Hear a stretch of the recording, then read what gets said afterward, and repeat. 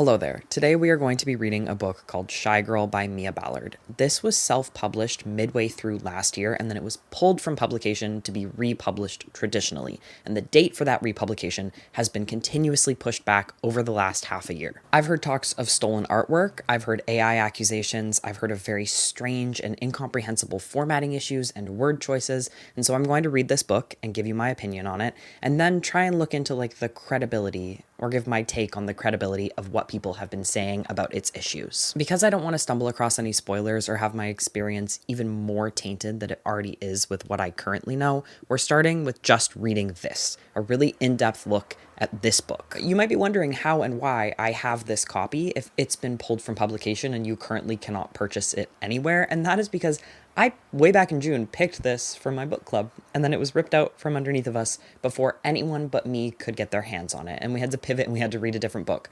I bought this in the very small window of time where it was purchasable, and I was a naive cherub thinking that it would remain that way and that we could read it with the book club. The summary, which taking a look at Goodreads I can see has now been changed slightly, claims that Shy Girl is about an isolated woman suffering with untreated OCD and struggling to pay the bills who enters an arrangement with a rich man that wants her to live as his pet. And then she becomes feral and animalistic and undomesticated, and there's a very strong implication that either literally or figuratively, she transforms into the dog that he wants her to behave as.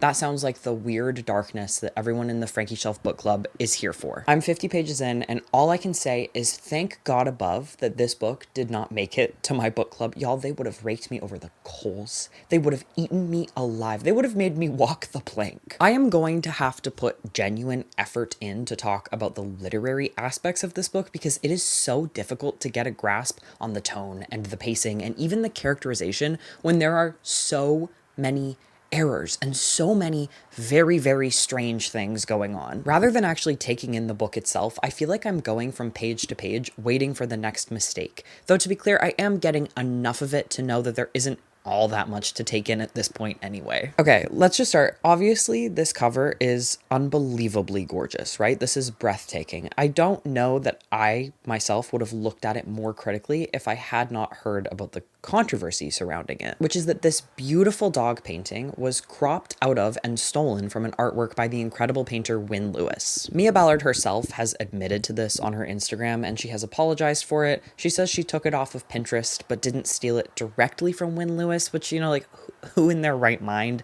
doesn't know that art on Pinterest was made by somebody who deserves credit for it and compensation and choice in the matter? I don't know, but it is supposedly all being dealt with now, and the traditionally published cover is quite different from this one. Anyway, all that to say is that I looked a little bit closer at this cover, just like I held it closer to my face, and I think this cover might end up being a great metaphor for the book itself. Absolutely fantastic at a distance, but something's not right if you look at it for more than maybe 1 second. So the dog on this cover is actually just an extraordinarily blurry PNG plopped right in between this crisp lettering and these crisp flowers at the bottom. And the flowers are just one flower drawing that has been horizontally flipped to look better. I don't really know if I can manage to convey to you how blurry and fuzzy edged this is in real life. And with no credit for cover design anywhere within the book, I don't know how Ballard thought that she'd be able to get away with this. This is so obviously someone else's art that you've just plastered over a blue background. I especially don't know how she thought she'd get away with it because the first text inside the book immediately draws your attention back to this botched cover. This first bit of text is a warning telling you not to let the deceptively cute cover fool you into thinking that this is a lighthearted romp, because this book will have you turning the pages and squirming in your seat.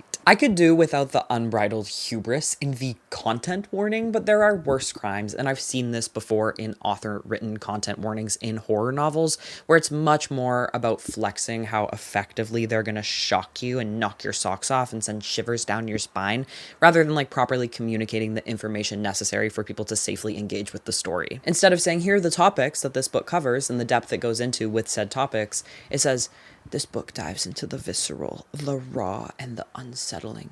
This book is dark and spooky.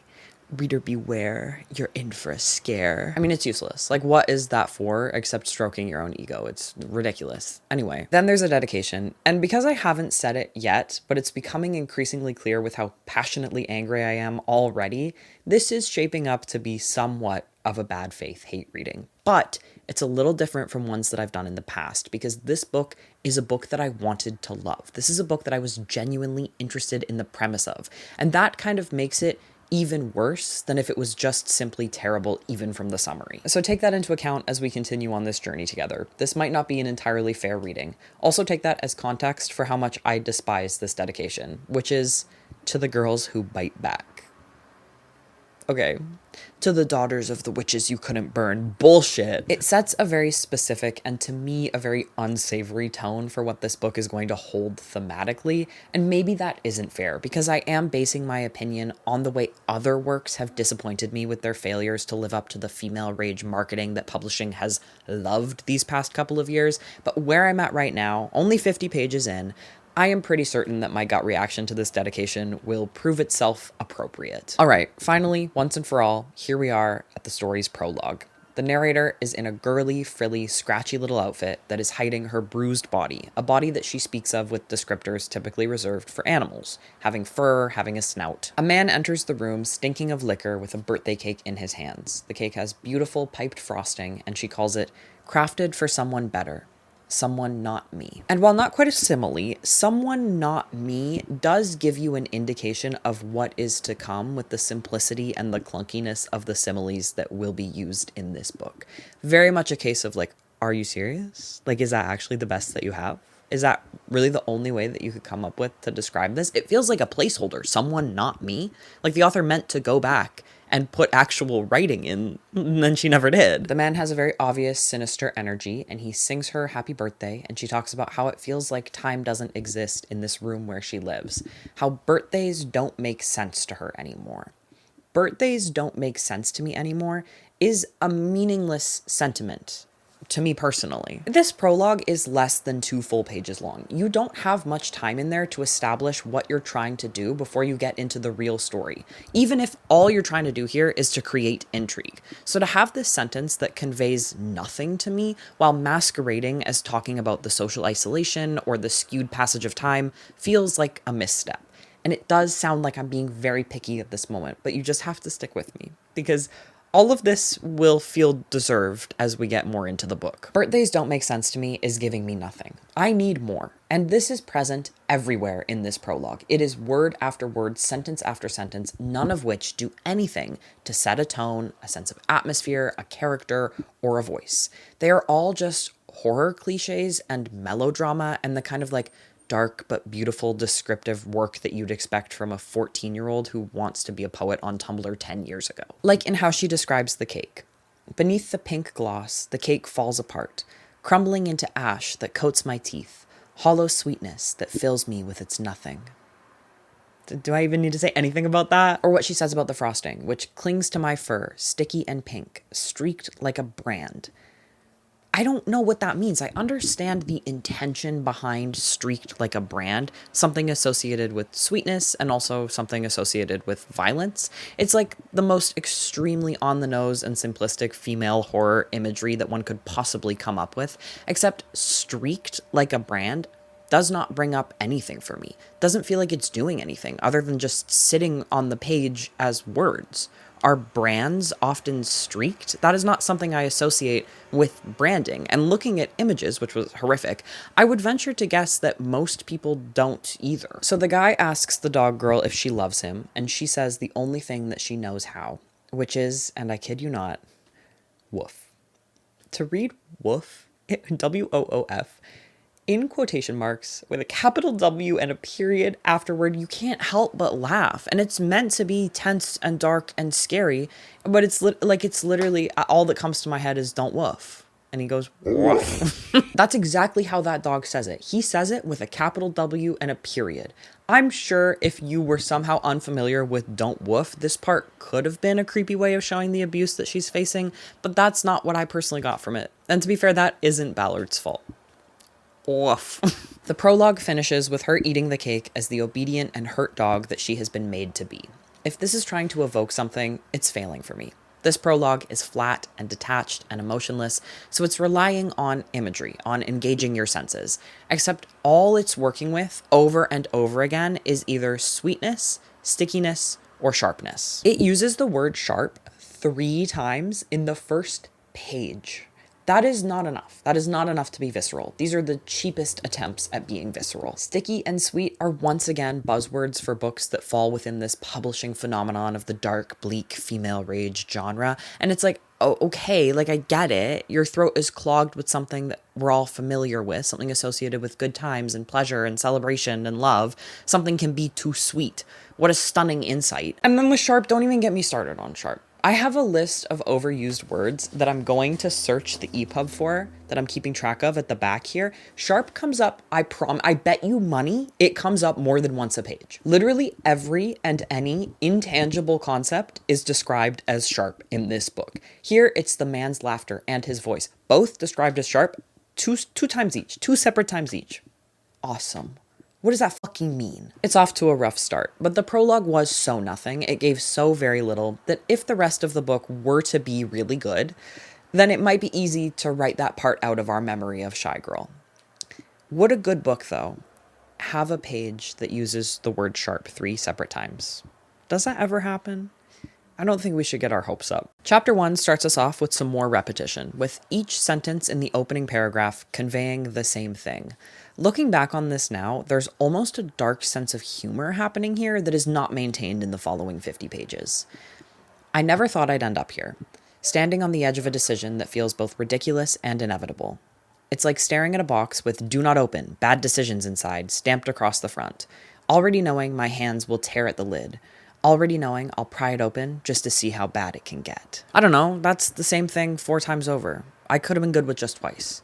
Gia is our main character. She is dead broke. She's unable to pay her rent after being fired from her job. She says she's the kind of broke that makes you question the shape of your morals, which I actually do like as a description, but she then immediately says it's the kind of broke that tastes like shame, which I find meaningless as a description. We jump right into Gia's backstory, which is a little bit too formulaic for my taste. So far, we've had a prologue, which gave us very little about her as a person, and then 2 short paragraphs, which also told us almost nothing. I don't know Gia at all, and now here we are, getting her childhood history. I want to feel like I've earned a character's context. I want to feel like I've earned their story, and that is the approach that most adult fiction authors take. In my opinion, it is more satisfying to see how someone has been affected by their past before you have it very plainly relayed to you. Like, why would I care at this point about her parental dynamics? I don't know her. Anyway, she begins this backstory by saying, "It started years ago, when my mother left. I was 6," which I just think is funny. This is nitpicky, but like, I'm pretty sure she's in her late 20s, early 30s. Girl, what do you mean years? It started years ago when I was 6? Decades. You could say decades. You could even say many years ago.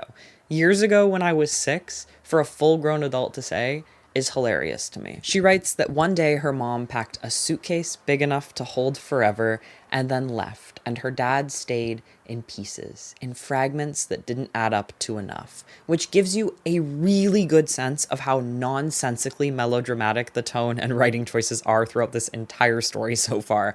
I'm sorry, but that is exactly the kind of sappy, mournful, dramatic, pretentious, creative writing that I would have done at age 14. So each of her parents is given exactly one characteristic. Her mom walked out and her dad drank a lot. And that's her history. Seems extraordinarily simple to spend a page and a half on, but here we are. Something I love in books and that I often praise authors for is when you can feel that they know their characters far beyond what ends up on the page, and this is the complete stark opposite of that. You never get the sense that Mia Ballard has put all that much thought, or even any at all, into who Gia is outside of strictly just what she ends up writing. There is no greater concept of Gia as a character. After the brief and needless backstory, Gia very emotionlessly and choppily talks about being fired and the bills stacking up and getting so desperate that she thought back to a TV segment where she learned about sugar daddies, which again I think is kind of funny. Further in, I think that we see Gia as naive, and this makes more sense later on, but in this moment it's like, girl, the only thing that you knew about sex work was from a TV segment that you saw one time? That's it? What she needs, she says, is radical and immediate. something that isn't politically correct, which is another questionable description. That doesn't feel like it conveys very much meaning to me. I don't think that you're employing that concept correctly. I just want to say, I want you to understand that there are a lot of small things that I'm going to be picking on in this review because I want you to have a really full picture of what the writing in this book is like before we start talking about the AI allegations, because they are very serious allegations. So here she also talks about how her brain was desperate for a foothold, so it clung on to logically mapping out the risks and benefits of seeking out a sugar daddy. My brain, desperate for a foothold, clung on, to me is clashing imagery. Like, now you just have me imagining your dogs gripping a rock wall, and I don't like that. With nowhere else to turn, Gia researches and picks an online sugar daddy, sugar baby matching service, and she creates her profile. She selects herself as mixed race, which she is conflicted about, because while it was true on my mother's side, as she was half white, she thinks of herself as just black. I just needed to read that to you because I don't understand the comma placement in that sentence. It was true, comma, on my mother's side as she was half white. What's that doing there? So she fills out the rest of her demographic information and then she uploads some photos. And she says, my awkward selfies glared back at me like evidence of failure. Not even an attempt at a simile. What is that? This book is like Matt Haig levels of simile. Like, I was as lost as someone in a new city without a map kind of bullshit happens in here. Okay, while it isn't that I don't buy Gia signing up to do this, I mean, how could I make a judgment on her? I don't know her character at all. We're 7 pages into the book and I've been given nothing about her other than her mom left and her dad's a drunk. But this chapter is trying to communicate a sense of desperation that just does not come through at all. Just saying rent, bills as their own full sentences twice in 2 pages doesn't really cut it. Even if it takes some repetition and meandering, I want to feel her urgency and fear and desperation so that I can care about her making this choice that I can tell the narrative wants me to understand is difficult and out of character for her. But we really don't get any of that. As far in as I am right now, we really don't get any feeling communicated to us at all. It is very, very flat. So in chapter 2, I started noticing this pattern that I can no longer stop noticing that shows up at least once a page, every single page, and gives the writing itself a very repetitive feeling in terms of sentence structure, and that is how it will always emphasize through a rephrasing. I'll show you. On this page alone, and just about back to back, it says, the kind of thing no one second guesses, that no one will focus on. I'm the responsible one, the rule follower. My life has always been defined by borders, neat lines I never crossed. Those sound innocent on their own, but when it becomes such an overused pattern, it is really hard not to be frustrated by the redundancy. I've created a list of examples for you because I feel like just reading those ones alone doesn't really convey exactly how irritating this gets. This is most often and most noticeably in the form of a sentence that goes to adjective, comma, to adjective. That probably made no sense to you, but I'm going to read this list and you'll understand what I'm saying, all right? The room is too small, too still. The laughter from the bar feels too loud, too much. His arms spread out like he owns the place, like the table between us is his territory. He doesn't move, doesn't reach out. It feels too stiff, too formal. I take a step back, needing space, needing air. I get using this once in a while, that's totally fine. But when it is as often as it is in Shy Girl, it starts feeling like half the book is redundant. Like, it doesn't need to be there. It's also like, can't you just let something sit? Can you figure out how to emphasize it on its own? It almost feels self-conscious to write like this. Like the author doesn't believe in the power of her words unless she says them twice and brute forces her reader to linger on them. So in this chapter, Gia is meeting up with her friend Kennedy, who is the type B to her type A. Her phone was always missing, her lipstick always smudged, her nights long and full of strangers she never felt the need to apologize for. Whatever that means. I have to assume that that's meant to say that she doesn't feel the need to apologize to strangers, not for them. It's weird either way, but it's incomprehensible as it is. They have lunch. Gia orders nothing. She says twice in 3 sentences that she'll stick to water exactly like that. She describes the waiter as alien-like handsome, exactly like that, which is a really strange way to phrase it. And then she admits to Kennedy that she signed up for this website. And Kennedy's expression shifts. Quick and electric. That's another thing this book will repeatedly do, which is describe absolutely everything with two adjectives. Often the second one is electric, and even more often, those two adjectives mean literally nothing. At best, they look nice if you don't think about them at all, but they are often jarring in how little they make sense for what they're describing and how ineffectively they evoke anything familiar. Her expression shifts electrically. As a description, that does not reflect anything I've ever experienced in my 25 years on this earth. So after Kennedy's expression changes electrically, she looks at Gia like Gia is an equation she hasn't solved yet. Girl, you can just say she looked at you without understanding. What happened to that? What about that? The space between them gets heavy because everything intangible in this story is described in terms of heaviness or lightness or weight. And also everything is always the space between us. Listen, I'm gonna get to the repeated words later. I'm being driven up the wall. Kennedy gently tells her to be careful, except instead of saying gently, she says there's no sharp edge, because we literally cannot go a single page without the use of the word sharp. It is so strange to read a book where the author both needs to have her thesaurus privileges revoked and she needs to study up on one at the same time. This chapter ends with the moment folding into itself, and the next chapter begins with her life folding itself neatly into its routine. This is not like the very last sentence and then the very first sentence, so it doesn't feel like it is a deliberate mirroring. It's also not a common enough way of saying something that the repetition goes unnoticed or feels forgivable. And now we get our first real introduction to the caricature of OCD that Gia's character is. She is very ritualistic, but it's complete and utter emptiness behind these rituals. It feels like the concept of OCD that people who say, oh my god, I'm so OCD have. Which also, like, who the fuck even does that anymore? It's truly like, I need things to be straight and even. And that's all.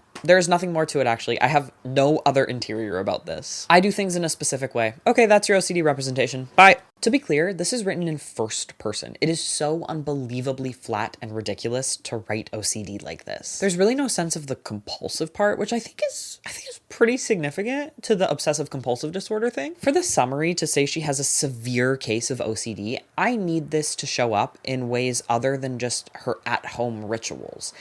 Correct me if I'm wrong, but I don't think OCD is geographically confined. I'm sure environment plays a role in severity and variety of compulsion, but it doesn't seem right that it would only come up when she is getting ready to go to bed or getting ready to go out. She talks about watching Golden Girls to comfort herself, and I want to compare this passage to one from Rejection by Tony Tulatamudi. I actually think, unfortunately, this passage in Shy Girl is one of the better written, more insightful parts of it, but it really loses any oomph when you compare it to, like, talented writing. Sorry for Mia Ballard, but I did read these books back to back, so I am being extra harsh on her. Okay, Shy Girl. The Golden Girls theme song hums through the living room, warm and familiar. This is when my brain finally quiets. The canned laughter is impersonal and safe, cushioning my thoughts like a pillow pressed gently against my face. Okay, now Rejection, which I don't have on hand. She quits podcasts too, leaving her nothing to do but stream all 9 seasons of the American version of The Office, then all 9 seasons again and again, that fucking melodica theme song playing from her laptop's trebly speakers over and over until her mind feels bleached by screen light. She brings the American version of The Office into the bathroom with her so she doesn't have to be alone there, and can't fall asleep without it playing at quarter volume beside her, sipping off her weed pen and dully prodding herself with her vibrator while watching this pre-chewed slop, so pandering and room temperature, so American. This homeopathic dose of comedy that yet manages to perfectly silence some companionship-starved lobe in her brain until she nods off and wakes to her vibrator and laptop both dead. By the way, sorry if I end up censoring that in post and censoring some swear words in here. I got my first ever limited ad suitability video. They took away my ad suitability, so I might have to be more careful. I'm not sure yet, though. I might not. Okay, so of course, one of these is longer than the other, so it does have room to expand on the same idea, and it's not an entirely fair comparison, but I still think it shows how much is lacking in the way Shy Girl is written. And I wanted to talk about Rejection again. I really liked Rejection. It was like one of my favorite books of last year. Okay, anyway, Gia crawls into bed for her nightly cry, but she checks her phone, and she sees a message from the website. She says, "My first messages. The first is from Nathan." Criminally clunky. Nathan is messaging her saying he'd love to meet for a coffee, and from his profile, he looks older but handsome and well kept, and she responds and she says that she also would love to. The other man has messaged simply, "Hey beautiful," and Gia clicks to his profile and says, "He looks like my father, my actual father." And it was unclear to me whether she was trying to say that it actually was her dad. Like, if she's trying to emphasize his age, she could say he looks like he could be my father, my actual father, and it would be way more clear. And I think that's how the majority of authors would write it. it is questionable, especially because she definitely is not trying to say that this man is her actual father, so why say it like that? She does freak out a bit, being reminded of her dad, and then for a page and a half talks about her passive suicidality, and this depiction of it feels ripped straight from WebMD, with how uniform and simplistic and impersonal it reads. This is also where we get our first fascinating formatting problem. I had heard whispers, like I said, of the Shy Girl formatting issues, and I thought people were talking about the huge margins, the very small indents at the start of paragraphs, each page having a totally different margin at the bottom, the author name and title alternating which page they're on, being even and odd at random, or even the very strange choice of a light gray font on cream paper. But you guys, none of those are what people are talking about. What they're talking about is the frequent problem where someone has hit enter in the middle of a sentence and then just left it like that. From here on out, this happens constantly, probably close to once a page. I have no idea how it went for 18 pages without this issue. I think maybe only the first 18 pages were briefly glanced over as editing before this was pushed to print. That is truly the only explanation. So from here, just about every page so far has this little gap after the last word on the page, even if it's in the middle of a sentence. And I have come to the conclusion that despite all of the mistakes that would make you think this wouldn't be true, this has been manually formatted page by page. Unfortunately, it's probably hard to see in my copy because I have annotated the absolute shit out of this, but I think that Ballard went through and just decided where each page should end and manually cut the sentence off. Other than one random line in the middle of a paragraph somewhere in here, none of these lines are ever center justified, and there is not one single example of a word that is broken up over a line with a hyphen. So on virtually every page, except the few times where things happen to line up perfectly, there is a noticeable gap at the end of the final line, because words don't just perfectly fit on a page most of the time. That also means that it will randomly seem like a chapter end, because there are multiple empty lines at the end of a page where she has wrongly decided where the page would end. But then when you flip it over, it hasn't even changed paragraphs. She's just choosing the wrong spot to cut the page off. Also in here, there's a page that just doesn't have any words on it. Quite literally, in the middle of a sentence, here's the page, there's the next page I have written on it. I've been going insane reading this book. You cannot argue intentionality there. Even if the book was poorly written, I would fuck with and appreciate the strong choice it could be to play around with formatting to reflect a character's deteriorating mental state. That is simply not happening here. This is just very, very lazily chopped together. I want to say that I might be being too harsh on this because virtually everything I've read in my life except my Wattpad phase, that has all been traditionally published, and you just don't see these kinds of formatting issues at all.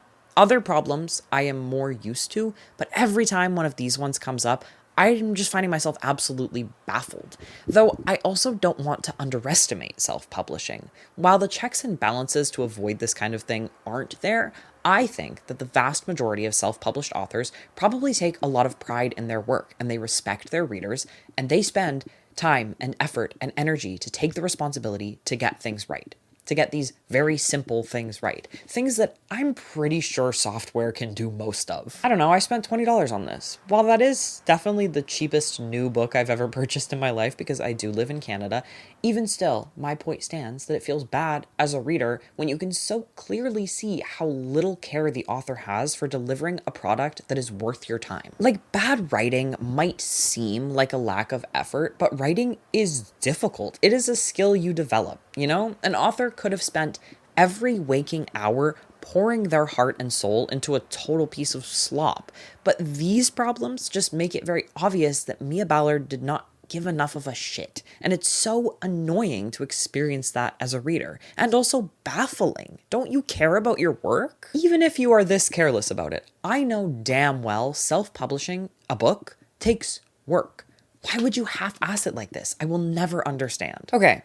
Back to the book, back to the writing. I am not going to point out every single formatting issue, but I will bring up some of them just to keep it fresh in your mind because it is a massive part of the reading experience of this book. In chapter 4, Gia wakes up the next morning to her phone buzzing with 10 new messages, and it says, "I sit up abruptly, spine snapping straight, as though this is an announcement I must honor." Absolutely nonsense. As though this is an announcement I must honor. You truly could not have come up with anything better. I'm not saying writing a good simile is easy. There's definitely a delicate balance to strike where you want it to be familiar and understandable without being way too simple and obvious, and Ballard is always hitting at either end of the spectrum of bad simile. Okay, there's actually something in here that I forgot to say about the formatting, so I'm just going back to that really quickly. Another very common issue is that sometimes she'll force the placement of where it transitions to a new line, except her editing software takes that input and automatically adds a new line indent, but she's doing this mid-sentence. So all the time, there will just be an indent for the start of a new paragraph in the middle of a sentence. Never in my life have I read a book where I was this aware that it is words on paper. That's kind of what I was talking about earlier, where I was saying it's hard to critique even the most broad aspects of the story because I am way too conscious of the fact that I am reading a story, and the way the words look is like so obvious to me. I can't be immersed in this at all. So Gia does her little OCD caricature morning ritual, and she is grounded by the perfectly symmetrical yogurt bowl that she eats, which she achieves through very careful placement of 8 blueberries. An extremely, maybe even infamously unreliable fruit for someone seeking symmetry. After breakfast, she hazards a look at her messages where she sees Nathan's name standing out against the rest, his reply coming right after she responded to him last night. Now, I think this might be a very personal nitpick, but immediately after saying that his reply came last night, he writes, "Are you available this afternoon?" I'm sure there are some people in the world who would say this afternoon, meaning tomorrow afternoon, if it is already night by the time you're saying it. That's absurd to me personally, though. And even if there are people who would say it like that, I think it is just an obviously weird way to write it immediately back to back like this. I don't know that I would have noticed it if the inconsistency wasn't like directly beside each other, but it bothers me, maybe more than it should. If this is how you would communicate, if you would say, if it was 9 p.m. and you say, "Do you want to hang out this afternoon?" I urge you to reconsider. Without thinking, she frantically texts back yes in all caps and also with a D on the end, which is a real human moment, perhaps the first of the book. After she pulls herself together and she clears things up with Nathan, she moves to her unread text messages, where she deletes yet another in a long history of reaching out and checking in texts from her estranged father. She reminisces on the last time she contacted him, which was when she was in the hospital because she had been seeing this guy who had a cheap lip ring and it had been flaking off inside her every time he ate her out, and she had a wicked infection from it. And while she's telling this story, she says, "It started with this man who had the lip ring, but his name doesn't matter because I hate him." In a different book, I would like that humorous pettiness, but it just reads as so out of place in this book that isn't funny at all, and whose character voice, if it is anything, is somber and serious and flat. This just feels like it's coming from someone else entirely. She called her dad while she was in the hospital, and he never showed up because he was too busy drinking, and that was where their relationship ended and was the last time that they spoke. The next chapter, she talks more about what she's written on her profile and how she spent a lifetime curating herself to be an empty vessel for other people to project onto. Easy to love because of the labor that she provides to others. While I would love to get a deeper exploration of gender or race or the experience of parental abandonment with this, there's still a good chunk of the book left to go, and I can also recognize that in a better book, I wouldn't have thought about this at all, and I would have accepted the connections that are implied. But when a book is so shallow in every other way, stuff like this is a little bit bothersome, because you're not convinced that thought has actually been put into it off page. In this chapter, she talks about a homeless man who hangs out and plays hacky sack in the park near her house. She describes him as having a permanent tan, the kind you get from existing too long under the sun without permission.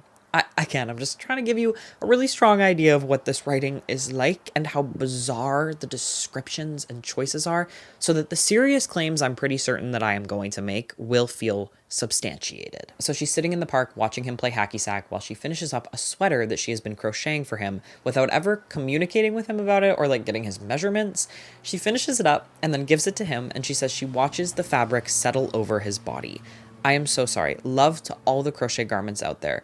The sweater that you have hastily finished, that is absolutely made of acrylic, you have no budget, and also is not blocked, that is not settling over his body. That sweater is as stiff as a sheet of cardboard on his body. Be for real. She kind of talks about this guy, Turtle, and the tense jumps all over the place and makes it so confusing whether she's remembering past interactions or still in the current moment. And then even when she is explicitly talking about the current moment, her tense will change from present to past within a sentence. Once again, this could be something fun and playful and intentional in a different book, but this is not a different book. this just wasn't edited. She also contradicts herself. Most of this chapter about Turtle is her musing about connecting to this guy who has thrown away all social norms and is his true, authentic, unhindered self, and how that contrasts her very rigid life and personality. So she says many times that he is hard to comprehend but easy to talk to, and she seeks him out and finds comfort in his different but kind of liberated approach to social interactions. And then at the end, it's them having a deep conversation where he asks if she ever feels too heavy for her own life, and she says yes, and then she thinks, for once, being in silence with him didn't feel uncomfortable. But she spent the last 4 pages reminiscing on how uniquely comfortable she feels with him. Also, the header that's meant to be at the top of the next page is somehow at the bottom of this one. I don't even know how that's possible. Are these just center-aligned regular text? Did you put the page numbers in manually? How are you not using software that has headers and footers? I am honestly starting to think that this was written and formatted in the iPhone Notes app and then published directly from there. I've been skipping over a lot of the uses of Sharp because, like I said earlier, it is more than once a page. I think I'm going to do a rapid fire of the strangest things to be described as Sharp in this book at the end, but I do want to bring attention to this fascinating one: the sharp gaps between his teeth. What could I possibly be meant to imagine? Over 2 pages, 2 things are described as something I can't name, which is another turn of phrase that comes up repeatedly, though not as often as sharp. Nothing comes up as often as sharp. I think it says sharp more times than the letter E is in this book. Something unnameable is used in this book often with emotions, but when everything is something that you can't name, that loses its meaning altogether and just becomes a cop-out. Where as a writer, you can just avoid doing the thing, avoid writing, articulating, and communicating complex, nuanced, subjective, abstract concepts. It's unnameable. Sorry, I have nothing else for ya. After this chapter with Turtle, we get another few pages of some context and history of Gia, which I appreciate, but I'm sure you won't be surprised to hear I find pretty lackluster. So Nathan has messaged her back to plan their date, and his message comes through like a pulse pulling me out of myself. Whatever that means. Just this brief exchange with Nathan leaves her shaking and sweaty, and she admits to having a problem with men, always being at one extreme end of a spectrum. She's either obsessed with them or wants nothing to do with them. And she says Nathan goes in the obsessed pile. Her last boyfriend was Thomas, a guy that she worked with, who she describes as soft, I think 3 times over 3 pages. The 2 of them started dating after she lost her position as an accountant, and he reached out asking if she was okay. But she ended up ghosting him after a couple of months because he was too good. She says she left before he could. She didn't know what to do with a man who wasn't trying to control or dominate her and who genuinely cared about her. The man before Thomas she dated for 3 months before she found out via Instagram that he had a daughter who he had failed to mention. She talks here about having a lady boner for him. She says it twice in 1 paragraph. I struggle to believe that this part is written by anything other than human hands. It's actually really interesting reading this book and being someone who feels pretty naive to generative AI in fiction. I don't really know how to recognize it. I'm learning how to recognize it through reading Shy Girl. I can recognize a comment online that is written by ChatGPT, but it can be a lot harder in books, and there really is no way to be 100% certain. I'm finding this a really worthwhile exercise in picking up on the patterns, which heartbreakingly is just something that we're gonna have to learn how to do moving forward. I'm starting to be able to differentiate sections that seem very obviously assisted by Gen AI and ones that feel human. I've mentioned a couple of times about the weird random humor that's sometimes thrown in, and it feels so dissonant with the otherwise consistently flat tone and voice. I think that those are parts that were written wholly by Mia Ballard on her own. She is human, and she cannot help but be human. And when I think about it, it's almost kind of touching. Not that that's what the book is going for, and not that I have much respect or tenderness for an author who creates a work through stealing from other artists and destroying the environment. But at this point, with AI, we got to start asking ourselves how to make art that is unmistakably human. And in a book that feels very detached from the core of human experience and often is just meaningless, strange, incomprehensible descriptive slop, I like when I can see a real person writing real words. Can you believe that I'm saying that about Lady Boner? I feel like I need I need a medication change or something. This book is driving me up the wall. The sentence, suddenly my lady boner for him was stronger than ever, is making me feel philosophical. What is going on? The next chapter begins with her getting ready to go meet up with Nathan, and she's doing her getting ready rituals because, as we know, she's getting ready So she has OCD right now. She has last minute decided to straighten her hair, which she calls forcing it into submission, which I think is an interesting framing and an interesting choice. And while small, something that we will applaud. Mia Ballard did something. She has done something. This is writing I can recognize as writing. This is writing with an awareness of the greater themes of the novel. It would mean nothing to me in any other book. In fact, I'd probably pick on it for being a little bit too on the nose, but here I will give Ballard her flowers. I also think that the first modicum of tension in the whole book so far happens here, 42 pages in, where she is stressing out about getting to the date on time and presenting herself in the right way. It's of course described so weirdly, like she has the urgency of someone who's already late in her mind. What is that? The sunlight outside is the kind of sharp that feels like punishment. 2 sentences later, the blare of a horn is also sharp. And then even after all of her catastrophizing mental math, she gets there and she's 15 minutes early. And so she texts him to say that she's there. And it says, the notification comes through faster than I expected. And his response is immediate. What? He's like, wow, you're early. I haven't even gotten in the shower yet. I'll be there soon. She heads inside this place called O'Malley's, and she's like, you guys, why is this a pub? I thought this was gonna be a cafe.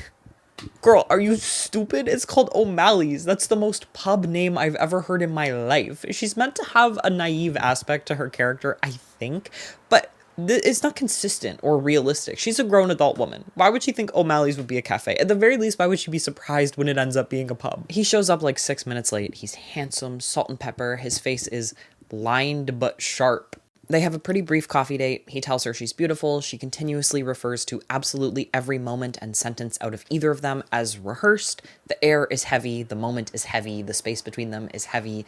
She asks him what he's looking for and then says, I need to hear him say it. I need the words to make this real, to confirm that I'm not wasting my time, that I've made the right decision. So repetitive, so redundant, that's most of this book. Somehow stilted and overwritten. It's ridiculous. He's a little bit surprised at how forward she is, and he doesn't respond right away, so she moves directly into asking how much she's going to make. And he is, of course, shocked that she would ask outright, and she is shocked at his shock. This is that really naive part of her character where she's like, wait, what? Isn't this about an exchange? Like, don't we both understand that it's a transaction? Isn't that the whole point? She's kind of just like, this is the truth of the situation. You want to be with someone and I want money. It's as simple as that. And then she's like, what? What did I say wrong? Listen, I feel conflicted about this because, like I said, there has been somewhat of an effort to establish Gia as in some ways being born yesterday, but it's so very inconsistent that this does feel like it comes from nowhere. What I think the issue is here is that Gia is only naive when it comes to the sugar baby stuff. Like, we're really meant to see this as out of character and conflicting for her. So it shows her as knowing very little about this world. Except she's pretty like regularly adjusted in all other social aspects of her life. So this conversation being about their specific financial dynamic, she's very blunt and straightforward and interpreting everything very literally. And it's like any other knowledge that she has in her life doesn't apply, even though we've been shown that she has knowledge in her life. Yes, I believe she knows very little about how this works, but no, I do not believe that she is unaware of the general taboo of discussing money and transactions with both a social and financial aspect like this. Am I making any sense? But at the same time, I want to say there is something that I appreciate here, and I would have loved if this whole thing had been done more intentionally, and that's the contrast between the extended getting ready scene and her effort to be physically perfect and meet the expectations of others that she is acutely aware that they have of her, versus her getting there and kind of just saying like, fuck social customs, I'm right to question this, and I can't comprehend why everyone else is being weird. This is the truth. We're all aware of the truth. Why can't I talk about it without mincing words? I think there's a lot of potential with that. What's most annoying is how extended this scene is. It's like 3 pages where they exchange maybe 6 sentences, and it's all her in her head like, what did I miss? What's happening? Where have I gone wrong? Which I would love to love, because I think that is a very relatable internal narrative to have when you've misstepped social boundaries that you weren't aware of, but it just simply doesn't work with the way Gia has been written so far. She can feel that she's disappointed him by saying that the only reason that she's here is for the money. He kind of pathetically is like, well, I was looking for a real connection. And she says, I sit there, the weight of his gaze pressing down on me, wondering if I've already ruined this before it even started. I just think already is unnecessary. I just think there are so many weird choices and I want to point out all of them to you. Also, how many times can this book talk about the weight of something? That's one of many overused words. Even I think the phrase "the weight of his gaze" specifically, I'm tracking at the end. We're gonna go over it once I'm finished. I have so many things to search for. Sharp.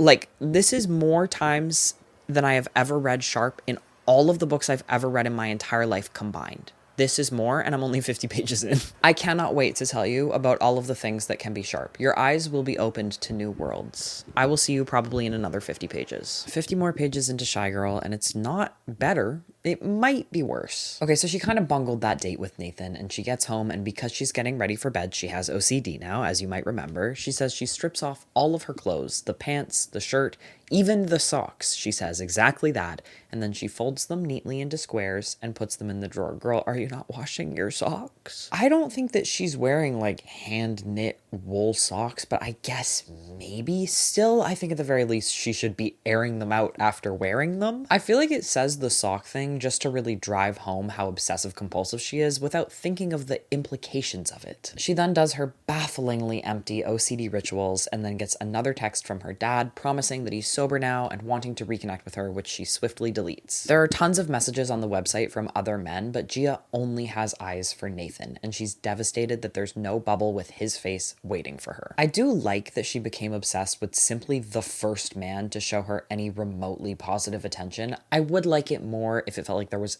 anything more to it than that. Never does Gia think about any of the reasons why she's so into him and only him. She doesn't obsess over anything specific about him. We don't get a sense of her having a crush in any way. We get truly no details about him or the connection that she feels to him at all. It's just another sure, like whatever you say. I guess her feelings about him are something that she can't name. Am I right, ladies? She goes to bed desperate that he'll text her, and then in the next chapter wakes up because every chapter needs to start with her waking up. Chapters are typically split up by day, which is just kind of a pet peeve of mine. Mix it up a little, you know? Like, use your medium to its fullest.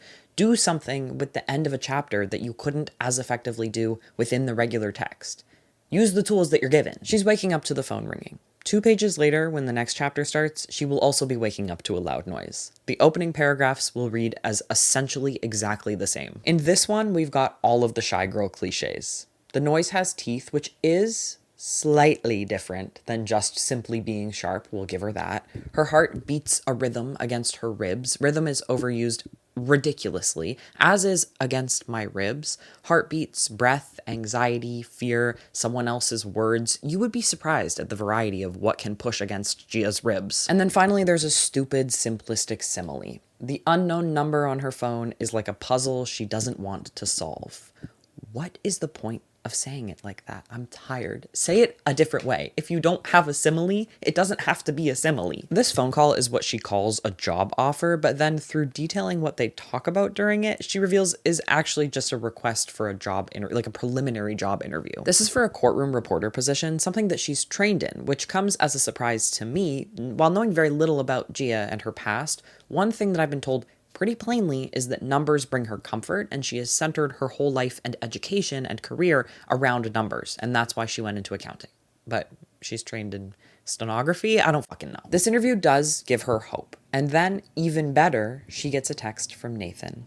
The words of his text hum with weight, and they seem rehearsed, which, like I said earlier, is a word she's using a lot in their interactions, but which does not translate to digital communication in nearly the same way. This text is just him saying, "Sorry for yesterday, I'd like to see you again," and they plan to meet up another time, though it takes her a minute to form the right response, until the words finally come together: compact and safe. 2 nonsense adjectives to describe a text. Everything in this is nonsense adjectives. After she sends the message, she says that the day now feels expansive. And I want to say that the author is doing something with compact and then expansive. And that's why there's this weird choice to describe words in a text message as compact.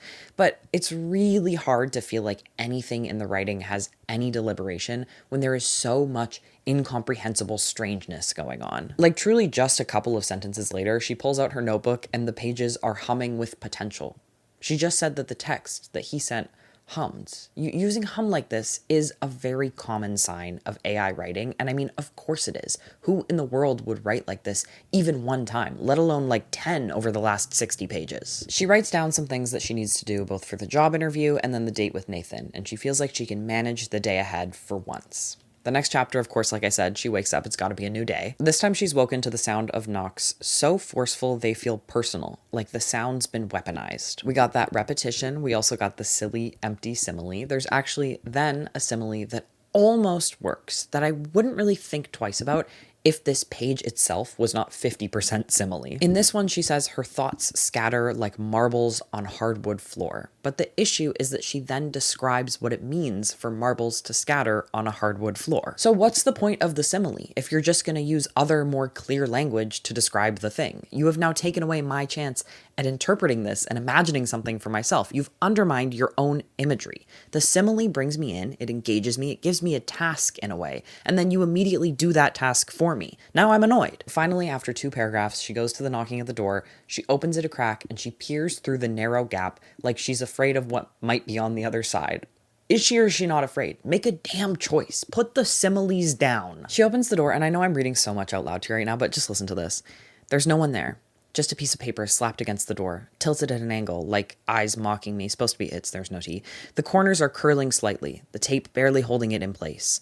I pull it off with too much care, smoothing the edges instinctively, like that'll somehow soften what I know is coming. That is so unbelievably descriptive without communicating literally any important information to me. It is truly just superficially padding out the story. Okay, so then the note on her door says, "Notice, 5 days to pay rent or quit." This, I think, is the most damning piece of AI evidence I've come across so far. Like, sure, if you read literally any piece of fiction written by ChatGPT, it has the exact same voice and the exact same quirks and patterns as this novel, but that is more of a feeling.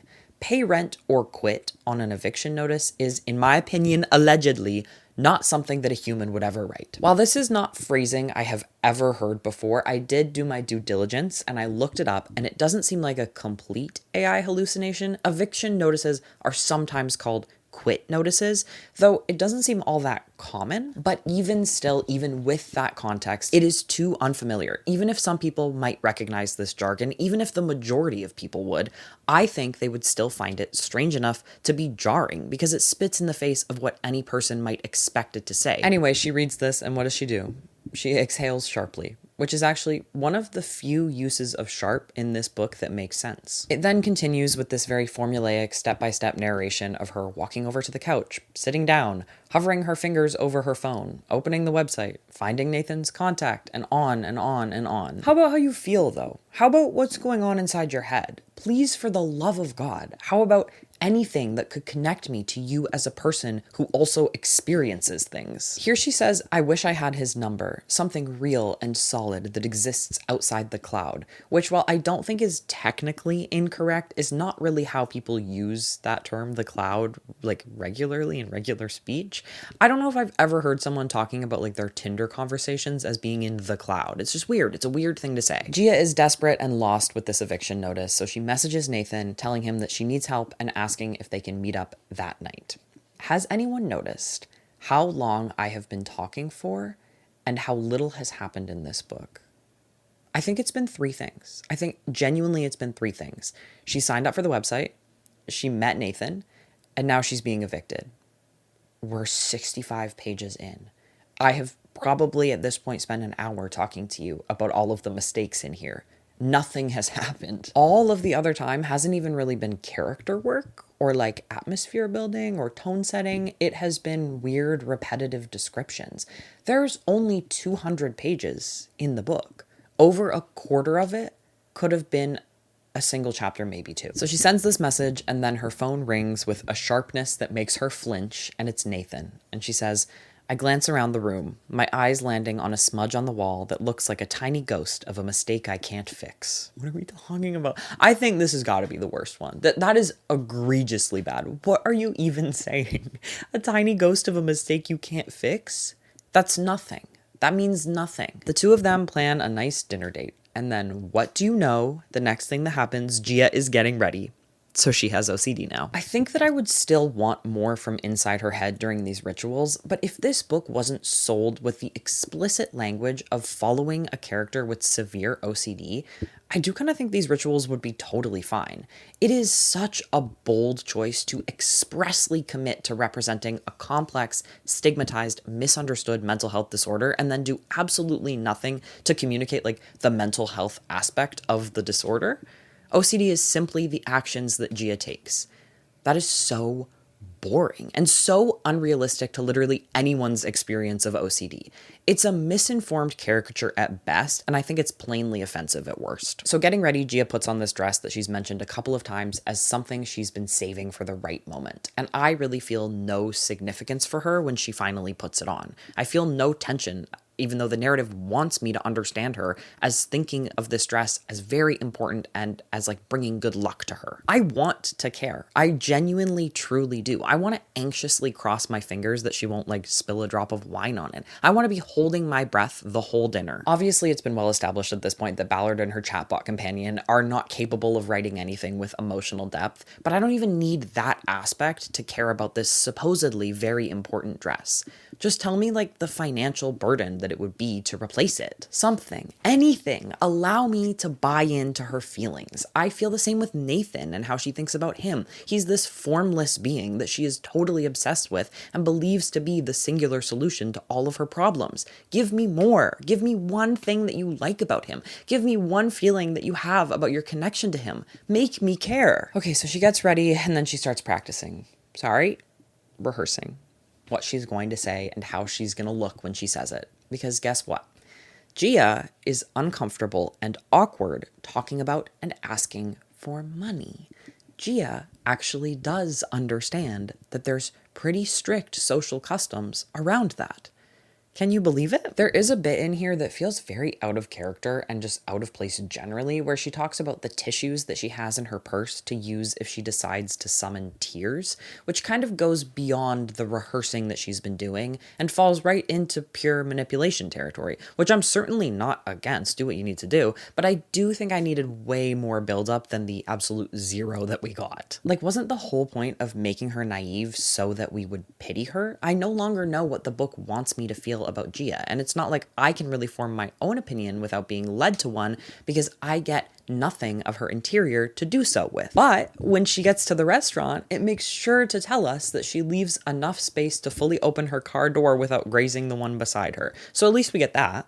At least we're wasting words on that. What the fuck? She then says, I run through my checklist. Lines memorized, appearance checked, arrival accounted for, which is really awkward and strange. It feels like it might be written by someone or something trying not to repeat the same word within a sentence and using weird synonyms to achieve that. Is there anything that we can think of that has that quirk in its writing? Or their writing, or his or her writing? I wonder. That's curious. Even after going through her checklist, she still feels anxious, so at the last minute here, she decides to change her lines, which maybe I can't say this because if I haven't mentioned it, I literally don't know Gia at all, but that does feel uncharacteristic, right? Like she has spent pages and pages talking about how she's rehearsed this, chapters and chapters about the very rigidly planned out life that she lives, and now she's here for the date and she's gonna totally change her approach? I don't see that as realistic to her. I said it's the last minute, but actually it kind of isn't, and that wasn't all that fair because she has shown up an hour early. And so to occupy her time and take her mind off of how desperately she needs this date with Nathan to go well, she starts flipping through profiles on the website app, whatever it is. I think I've been calling it an app. No, I've been calling it a website. She's calling it an app, but at the beginning it says it's sdforme.com. Whatever, we don't need to pick on that too much. Some things are apps and websites. There's a guy in there who has messaged her and he collects art. And she very bitterly starts talking about how much she hates men who collect art. And it's honestly kind of funny how out of place it feels, but it gets less funny when you realize that the intention is definitely to add that feminist flair that the female rage marketed books require. Because, oh my God, could it be any more shallow? Like, wow, you really told the wealthy men who collect art. You really showed them. No one has ever had anything to say about that kind of person. And this is some really insightful stuff that you have going on here, actually. But then she just kind of like starts making things up and getting mad at the things that she's making up, which I love. She's like, ugh, He's gonna say his favorite artist is Rothko.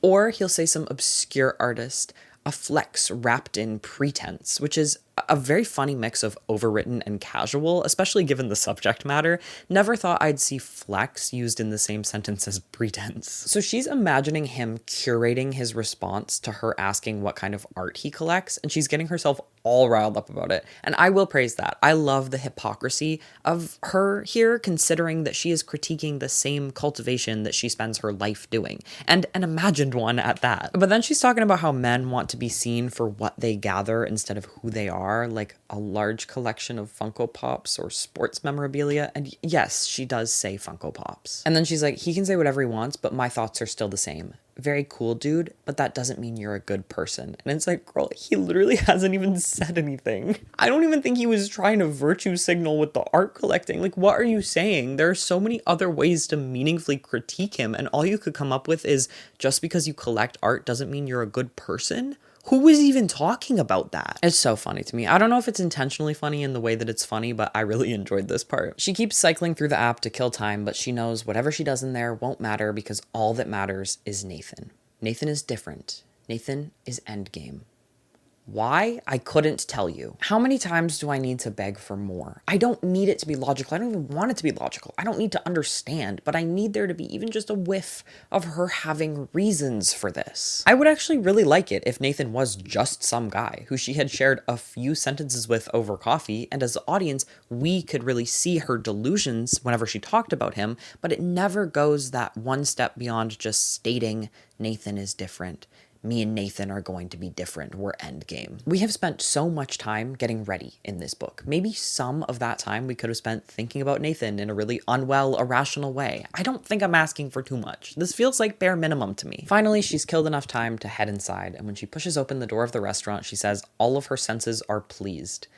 I don't know, I might be picking up on weirdness where there is none at this point, but does that not sound a bit strange to you? I think this chapter might be driving me the most mad so far because it's the one with the most outright real grammatical and spelling errors. There's like randomly a period in the middle of a sentence. At one point it says, I, missing just the T, I read that out to you. She describes how different it is from the restaurant she goes to with Kennedy by talking about the other restaurant and its sticky vinyl seats and its loud pop rock music. And in those two clauses that are directly side by side, it's is spelled two different ways. Instead of saying of them, it says oh them, one word. There's a point where she says ooh and ah, but she spells ah, A-W-W, which just isn't standard. There's a sentence in here, and it was precisely, comma, the type of place, comma, where older wealthy men took their sugar babies for dinner. So read properly, and it was precisely the type of place where older wealthy men took their sugar babies for dinner. So neither of those commas are necessary at all. That's not a separate clause. You get the gist. It's distracting. Also, the restaurant hums, like a lot. I think 3 times the restaurant hums in like just a couple of pages. And then there's the weird, random, offhand comment about how disgusting a fat person in the room is. She calls him the Pillsbury Doughboy. The only thing he has done wrong is be fat and have a date who isn't fat. And she's like, me and that date are kindred spirits because fat people are gross and fat men are gross and she looks good. And he could never look good because he's fat. What the fuck is your problem? Like, girl, get a life. What has this man done? He has done nothing to her. It is so obviously despicably evil to talk about him like this. And I don't even think that's what Ballard is going for with Gia's character here. I think she's trying to be funny with the Pillsbury Doughboy thing. I don't understand why this man couldn't have just been significantly older. It is really weird and really off-putting and gross. And then we just move on. She orders a water because she'll stick to water. And when Nathan shows up, she's like, his hair looks sharper, newer. It's the kind of detail that most people wouldn't notice, but I do. Then he got a haircut in the 2 days since you've seen him last? Come on, you are not that special for noticing that. Get a grip. He tells her that she looks great, and the compliment lands between them like something private. The waiter comes again. Nathan orders a whiskey. Gia is like, I stick to water. I never drink alcohol. Because of my dad, guys. Guys, did you know it's because of my dad? It's because my dad has a drinking problem, guys. Did you catch on to that? They chat a bit. He's like, are you always this reserved and stiff? And she says, sometimes, which makes him chuckle. And the sound of his chuckle makes her jump. If you want me to believe that she is jumping from someone else laughing, then that laugh cannot be a chuckle. The definition of chuckle could be a kind of laugh that would not make someone jump. He finally asks her why she said that she needed help, and she says the moment is suspended, stretched taut, like the seconds before a rubber band snaps. This is a little bit better in terms of simile because it's over-described what it's trying to say with the simile first, rather than pulling me in just to spit me back out again, but I still think I could do without either the first or the second part of this sentence. She says what she's been rehearsing all day about being late on rent and getting kicked from her apartment, and she asks to borrow money. And he says, well, what about next month when you need to pay rent again? And she thinks that she could tell him about the job interview, which earlier she was calling a job offer, but now is calling a job interview. But she doesn't, because she can recognize that an interview doesn't really mean anything. He says they can figure something out, but first he needs to show her something. There's really no tension with that because we all know where this is going, having read the summary. I'm not saying that tension couldn't exist here, knowing generally what he's going to show her and ask from her. It could, and it should. But that can only happen if we know Gia and can anticipate her reaction and how it will feel for her when this is revealed to her. So in this story, it just totally falls flat. They have dinner. He orders them 2 spaghetti bolognese, which is sometimes a proper noun. Sometimes not. And he also orders them a bottle of red wine. I cannot think of a meal that is more likely to stain the shit out of an important dress that you're wearing after saving it for the right occasion, and yet it isn't mentioned once. The absences are so obvious, it almost feels intentional. Okay, then she starts talking about how men and women are so different because women are more emotional and men are more logical, which is my favorite kind of feminism. There's also more baffling formatting. I'll put a photo up. You can see the forced line break and then the new paragraph indentation in the middle of a sentence. And then for some reason, a cross sits on a new line, but the rest of the sentence doesn't follow until the next page, where it also has a new paragraph indentation. That new line that a cross is on is the lowest any line in the book on any page ever goes. This is happening constantly. I am unable to make myself not notice it. I mean, literally, there it is again on the next page. Okay, so Nathan is smoothed over, and then immediately after that, the hum of the restaurant is described as smoothing over the chaos of humans. They finish up the meal, and they head outside, where the air is, say it with me, sharp. This time it's sharp in a way that feels violent. Everything is in a way that feels adjective, by the way. Like just a couple of pages ago, his teeth were slightly uneven in a way that feels disarming. He crossed his arms in a way that feels relaxed. A few pages ahead of this, something will feel jarring in a way the rest of the evening hasn't. For some reason, his car has been left with a valet who is like holding the door open for him, but hers hasn't. This wasn't like that nice of a restaurant. I don't know what's happening with that. I don't know if I just don't know what a valet is. She follows behind him in her car, and they get to his house, which she describes as smelling sharp and being so curated that it feels like a set. He takes her to his office, where in the corner there is a massive dog cage. She describes it as bigger than any cage she's ever seen before, and she doesn't use the word kennel or crate, which is like kind of weird, but whatever. She says that her eyes fixate on it immediately, and she focuses on the details. And then, because generative AI loves groupings of 3, she lists 3 details, which are the latches on the door, the way it sits perfectly parallel to the wall, the faint sheen on the surface that suggests it's been recently cleaned. Are you serious? Those are the only 3 details you've got to describe the thing? What about like the quality of the material it's made of, or like the color of the bars? All you have here is the way it sits parallel to the wall. That is so nothing. She's like, do you have a dog? And he's like, no, I don't have a dog. And she says, you know what she says? She says, his answer should be comforting, but it isn't. Now, how in the hell is that a comforting answer? Of the 2 possible answers to the question, do you have a dog? That is the scary one when you're in an office with a cage in it. What are you talking about? Like, what are you saying? What is going on? Is this real? I don't know if this is real anymore. Like, I'm scared. Also, between asking and hearing his answer, she's making mental notes to like research dog breeds and nearby dog parks. And then he answers and she makes another note in the same way, which is, don't press, let it go. And that just bugs me. Like, these are treated like they're the same thing when one is actions to take later on and remember, and one isn't a note at all, and is just a thought that she's having in the current moment that it's informing her next decision. So she doesn't press, and they literally just sit there. And as they sit there, the silence between them stretches, each second marked like the tick of a clock.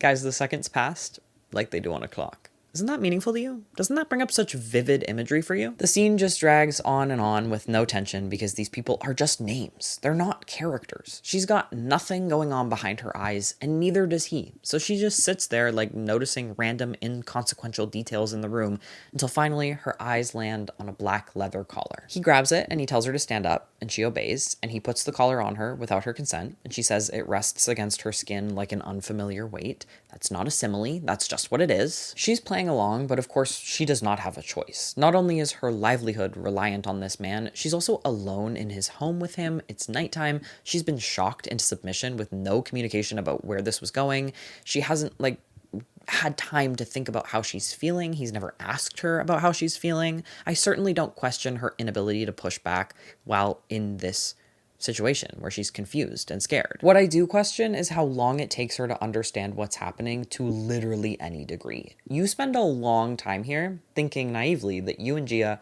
are on the same page comprehension-wise. And then all of a sudden she's like, wait, oh my God, I finally get it. He's like into this. And you're like, what? What did you think was happening? Girl, I thought we both knew that. What the fuck? This whole time she's just like, oh, this is weird.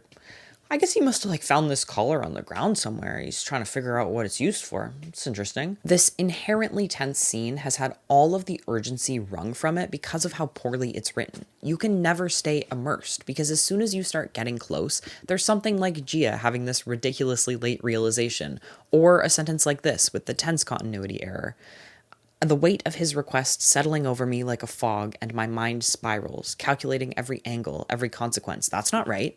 That's not right. So he asks her to bark, and she barks. He takes off the collar, and there's a bit of tension there when you don't know if he's going to take it off or not, but he does, and he tells her that she did a great job, and he wants her to act as his dog for 8 hours a day, every day, and in return, he will fund her life plus some, and he's also willing to pay off her debts. She's of course very overwhelmed, but this is only ever conveyed by her repeatedly saying that her thoughts are spiraling or that she's doing something or other to ground herself, but we don't really get anything else. She tells him she'll need to think it over, and he says, you can do that, but I will need to know soon. And then he gives her $1,200 to cover her rent for the month, and he says that she will make double that every week if she decides to be his dog.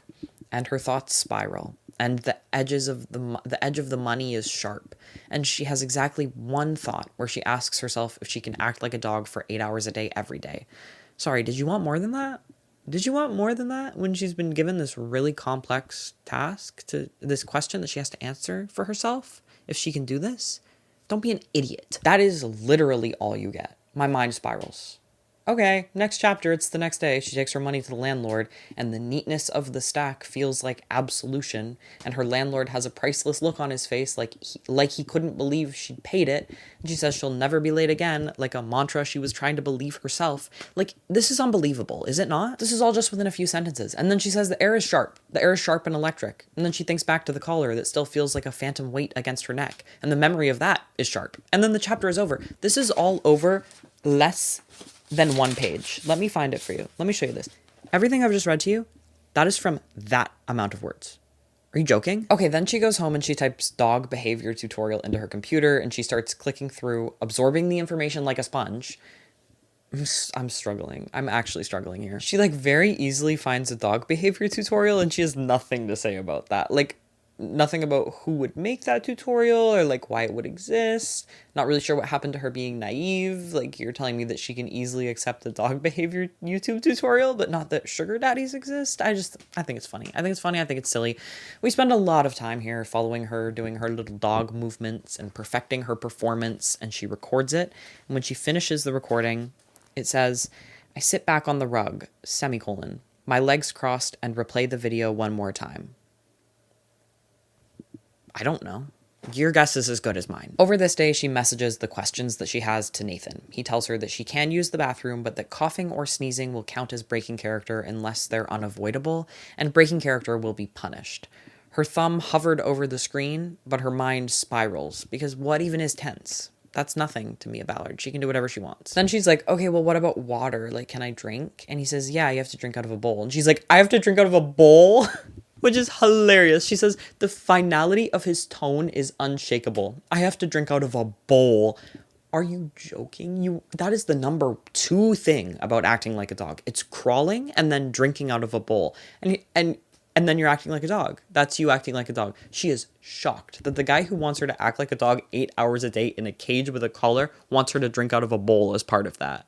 That's probably the most fun part. Also, for some reason, when he answers, the word bowl is like 5 font sizes bigger than anything else that has ever been written in the book so far. She asks some more questions, and it's obvious that he's going to rule with an iron fist, and that this isn't a safe thing for her to do, but deep down, she knows that she'll say yes, and she knew that from the beginning. The next chapter, she's at her friend Kennedy's son's birthday party. This is mostly just like a look at how different Kennedy's life is from Gia. Kennedy is Gia's foil. It's like, look at how much of a failure Gia feels like. Of course she wants to take the risk, do the scary thing, if it has the potential to catch her up to her peers. There's also this interesting thing that I like where she's sitting here at this party thinking about the depraved thing that she's being forced out of desperation to do while surrounded by like the laughter of children and joy and success and normality.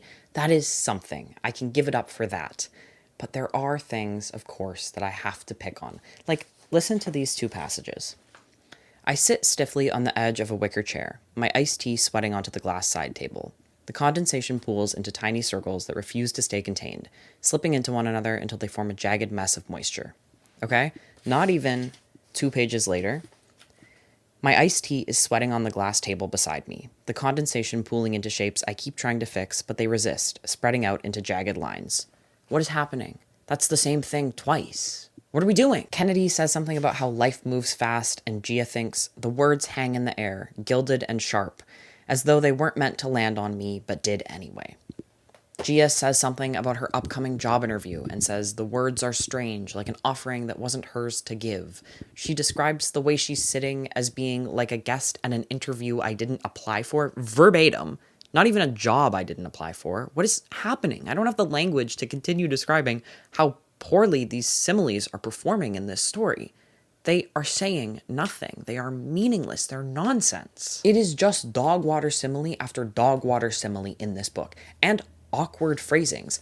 I wonder if Kennedy could understand me pretending to be a dog for 8 hours for a man I met online. I feel like 8 hours a day. I feel like the a day part is pretty important to include there. Or like, she tosses her hair, a single stubbornly out of place piece of hair in what is otherwise a curtain of gold. Why do we say it like that? Oh, and then, of course, the truth hums just beneath the surface. And Kennedy's relentless perfection hums. And also the sound of a kid crying is sharp. And when the kid starts crying, Kennedy's head snaps toward it like a predator sensing weakness. Which is actually doing something as a simile, because I never would have guessed that that's the way she snaps her head toward the sound of a child crying. I wouldn't have guessed that because there's been nothing that would indicate any underlying sinister energy coming from her. I will give a little grace here and say that we can understand this as Gia seeing danger and specifically like predation where there is none because of how paranoid Nathan has made her about people's intentions. But it's like physically hard for me to give her that grace with the context of all of the other similes in the story. That night, she gets ready to head over to Nathan's. She has agreed to try the dog thing and learned only now that the 8 hours are overnight. As she's getting ready, she says her movements are as automatic as the hum of the refrigerator. Even the worst writer in the world would not put pen to paper and come up with that. Or sorry, thumb to iPhone notes app and come up with that. Okay? That means nothing. Those are words strung together by an algorithm, and you cannot make me believe that they are anything else. She emailed the workplace for the court reporter position and told them that she's not going to go through with the interview, which in a different book would have been a massive, pivotal, devastating moment, a point of no return, where you're watching your main character cut all ties and hang everything on the possibility with this guy who has the most obvious scary vibes ever. But in Shy Girl, this is nothing. She sends the email, and then she says, I hit send too fast, like pulling the trigger before you've aimed. And that's it. She says it would have been something stable, something honest. She then thinks about the job she's taking and how sex will probably be a part of it, but that's part of the arrangement, part of the job. You cannot catch a break in this book. And while yes, I am reading to you the worst parts back to back, which is of course making it seem worse in a way, you are missing out on all of the in-between bits, which are not neutral. This is all written extremely poorly and strangely and with these patterns that you can't help but constantly notice and analyze. It's really, truly unlike anything I've ever read in that way. Even Colleen Hoover, I could go a few pages without annotating or finding something to pick on, but that is not true here at all. every single page. It is every single page that there is something so baffling that I need to relay it. She gets ready, and for this time, for some reason, she doesn't really have OCD while she's getting ready, but she does say getting ready is like preparing a mannequin for something it won't remember, which is word salad. Similes can't just be like, this is like something that no one has ever thought about or heard of. This is exactly like this concept that I just came up with for the first time right now. She leaves her home and that's it. There's no turning back. And now here is my biggest pet peeve in the entire book. And it's a bit petty considering what we've covered so far. This chapter ends and a new part starts. And it goes blank page and then title of new part over here, blank page, new chapter on that side. Okay, I don't really care about the new chapter on that side. My problem is having the title on the left. I've never ever seen that before. In what page is the title of the new part not on the right hand side of the paper? Why would it be there? Why would it be on the left? I've never encountered this before. The reason that this pisses me off so bad is because the title of the new part is year 1. That kills. I think that is absolutely awesome. In any other book, that would have made me gasp. And yet all of my excitement and dread and hopelessness is drained from me because of the random formatting garbage distracting from the actual good part of the book that's happening here. Oh my God. To have read a version of Shy Girl written by someone else, I would do anything. Year 1, when we have gone 100 pages and it's only covered a couple of days, the devastation of knowing what's to come, the inevitability of it all, that rules. That is so, so, so good. And yet here we are, and all I am is irritated. It is actually, like, is it so hard to get the title on the correct side of the page? Give me a break. That is where I've ended. It's about 100 pages in. All I am is, if you can't tell, increasingly frustrated reading this. This book sucks. It had so much potential and it just absolutely sucks. Though I will say somehow the absurdity and frequency of errors is somehow doing it favors, because without the anticipation of the next mistake, I would be bored to death. I don't know if I could finish it. Maybe Mia Ballard is playing some crazy long game. Maybe I will eat my words. More likely I will come back to you in another 50 pages extraordinarily riled up. I guess we'll see. All right, this is the second to last time that I'm going to update you while I read this book. I have read 50 more pages. I'm 60 from the end. In the last 50 pages, it's gotten both worse and somehow a little bit better for like very, very brief sections. There was even a chapter in these last 50 pages that didn't make me want to rip the hair out of my scalp strand by strand. Let's just get into it. This is that new part, year 1. I am still mourning what a perfect rug pull that moment could have been, but we just have to move on begrudgingly, or I will stew over it forever. Gia arrives at Nathan's and she locks her car door, and the click of the lock is a confirmation that everything is secure, everything is in its place. And then a paragraph of nothing later, she's at the door of his house knocking.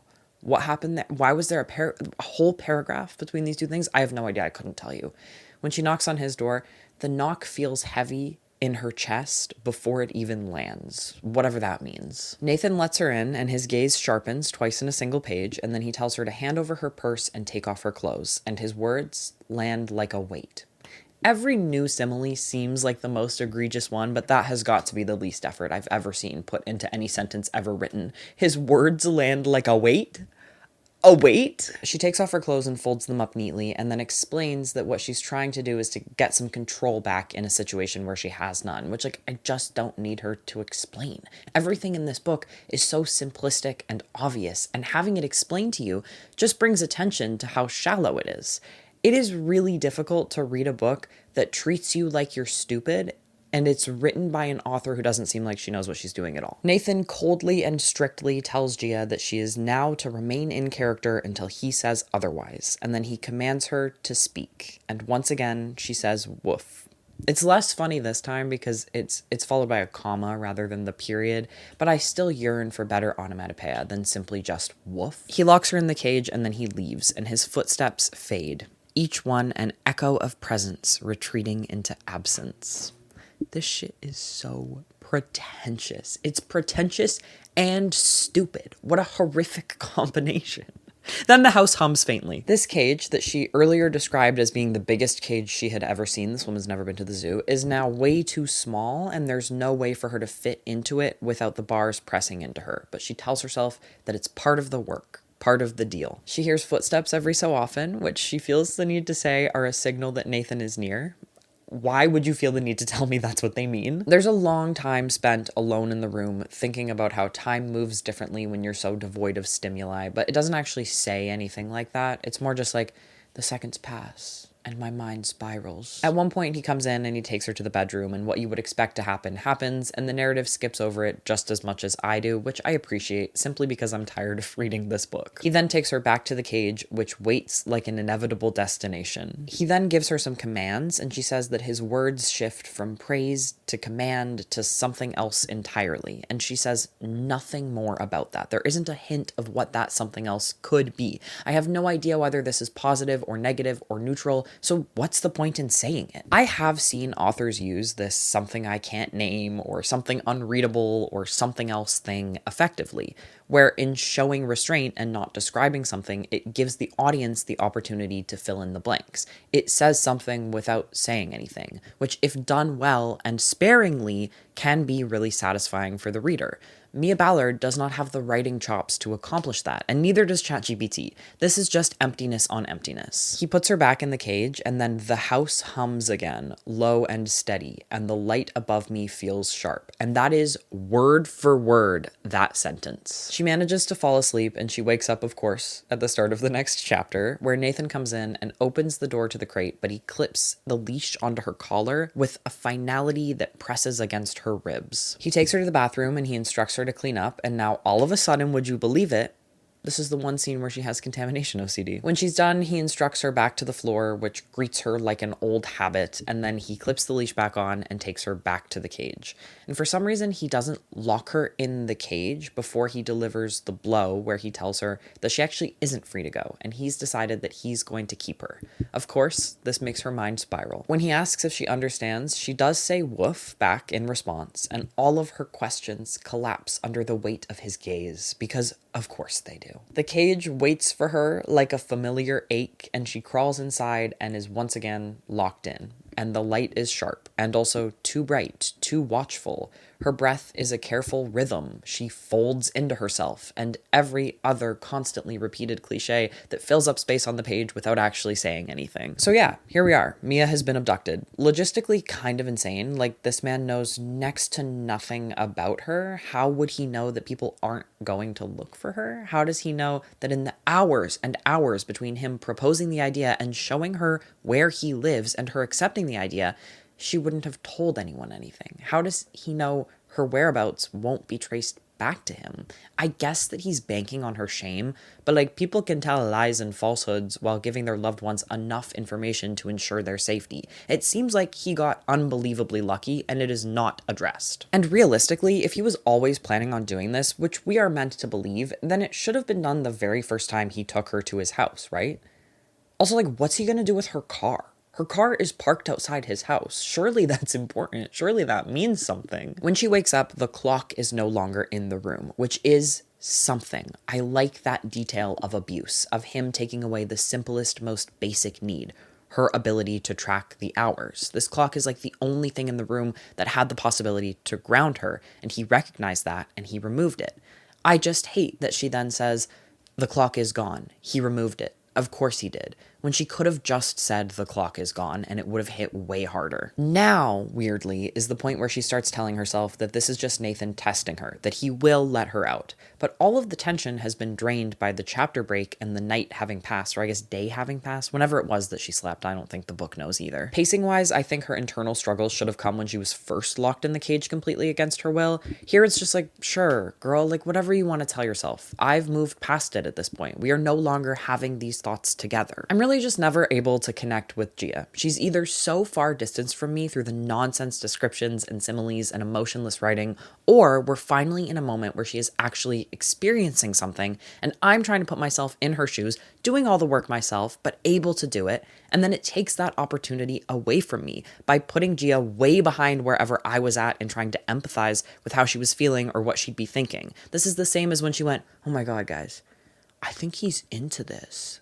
Pages too late. Here, this only really happens, I think, because Ballard doesn't know how to prompt ChatGPT to write the beginning of a chapter without having her character waking up from sleep. Like, that is all that's really happening here. Or, that's kind of defamation. Maybe it's just that Mia Ballard doesn't know how to write a chapter without having her character waking up from sleep. Either way, that's the only reason that this happens in the order that it does. She thinks a while about how the rules were clear and they had an arrangement and there must be an explanation for this. And then she thinks, I want to call out and ask if my time is up, but I know better than to break the rules. Which, how do you know better than to break the rules? No punishment has been enacted or even detailed to you. I can understand this on a certain level. I'm sure a lot of people would break down and give up like this in her situation, but there is a script for this scene as it appears in fiction, these first few hours of an abduction, and it involves fighting back and being punished or scared into submission in return. So for her to almost reference that expectation while not following the script means it comes across as more realistic than it actually is. And it's also pretty ironic for a book with the dedication to the girls who bite back. So Nathan comes in, he kneels down to her, his eyes sharp and quiet, and gets her to perform her little dog commands, and she lowers her gaze with a flush creeping up her neck like shame. Okay, that is just shame. And then she barks, and the bark is sharp, and she feels it leave her like a piece of herself. And then her body folds into itself, and Nathan stares at her, his gaze heavy. Sometimes it's almost like playing bingo to see how quickly you can hit every single overused word or phrase in this book. It's insanity. He then says, I get it, as if we're sharing some unspoken understanding. But it's not as if, Mia. It's not as if, because that's exactly what you're doing. She's starving, she points at her mouth, and his facade drops instantly. And he says, dogs don't point, in a cold, flat tone. These are the parts that I like the most, where Gia breaks character and Nathan has to do a little aside from the pretend that they're playing. It's the most tense and also dark and sinister and uncomfortable that the book gets. I think it's very frightening for him in one moment to be petting her and telling her to roll over and saying, good girl, to then immediately have all the color drained from his face and have to say, dogs don't point. I do like it, him addressing her as a person who is failing to play the game in the right way. It's very reminiscent of play in childhood in the worst way. And I think the familiarity of it is what makes it so deeply uncomfortable. This grown man taking pretending to be a dog as seriously as a 6-year-old would and using the language that a 6-year-old would, except with the power and physical dominance that comes with being a grown man. It's creepy. It is actually creepy, and I like that. Nathan takes her to the kitchen, which is bright and clinical, the air sterile and sharp. Stay, he commands, his voice low and firm. Why does everything need 2 adjectives? Of course, he hums softly, because everything's got to be humming, as he takes out a metal dog bowl. And you're like, surely he's not going to go that far. But then he does. She hears the sound of a can opener, and he places a bowl full of actual dog wet food in front of her. And the smell of it is sharp. You might have guessed. And she reels back and she says the words, oh God, which causes Nathan's smile to be replaced with something colder and sharper. And he says, you spoke. Now you need to be punished. No food for you until tomorrow. And she thinks, that's it. I'm done. And she rises to her feet. And through clenched teeth, Nathan is like, what do you think you're doing? But doesn't actually say it like that because it has only one way of describing voices, and that is low. So he says it, he says it, his voice low. His voice low 11 times. He says his voice low appears exactly like that 11 times in this book. Gia tells him she's leaving, and he sighs and he says okay. And then even though he has said okay, she feels guilty and she starts bartering with him a little bit. She's talking about how she understands if he doesn't want her anymore, which I could pick on that specifically as making very little sense because she's already said she's done and he's already said she could go, but I'm choosing love. Love wins today. This is one of very few moments where Gia's actions feel driven by recognizable human emotion, where she behaves in a way that displays some nuance to her inner world. So I'll just accept it as it is. He walks her to the office and she's thinking about the steps that she needs to take to get out. And then she says, hey, where's my, and is cut off by a line break and then the word pain standing alone on its own line, which I think is just a corny way to do that. I also don't totally get her saying hey here when asking for her purse. That seems like the cliche of what someone would say in this very tired scene where they think they're escaping only for the man holding them captive to catch them by surprise and physically dominate them. I think that hey comes comes from a different version of this scene, like with a different context where she had thought herself safe. But here, he's already been holding her captive for a day. So it seems weirdly casual. I don't know if I'm really explaining that very well. I don't know, like, my issue with this is hard to describe. What I'll say is if he had pretended he was going to let her go after that first night, the hay would make more sense. If he let her out of the cage, she has this false sense of security. Her expectations are where they were at the beginning. She realizes her purse isn't where she left it. It strikes her as weird, but before she can fully process that and what it means, he's punched her in the stomach. Kind of a huge rant just about the word hay, but like maybe I'm being too picky. But does anyone understand my issue here? So he's punched her in the stomach. She's on the ground. He then pulls out a taser, which of course radiates through her body sharply, and he throws her in the cage and locks her in and then stands there breathing sharply. And then she falls asleep in the cage, and her mind races and spirals, and then it's a new chapter. So of course she's waking up. And she's waking up to the sound of sharp, rhythmic banging, which makes her heart stumble into a faster rhythm. Yes, it is written like that. And then Nathan comes into the room with a sharp smile. I'm not making this up. Like, this is real. This is actually how it's written. I know it sounds like I'm exaggerating.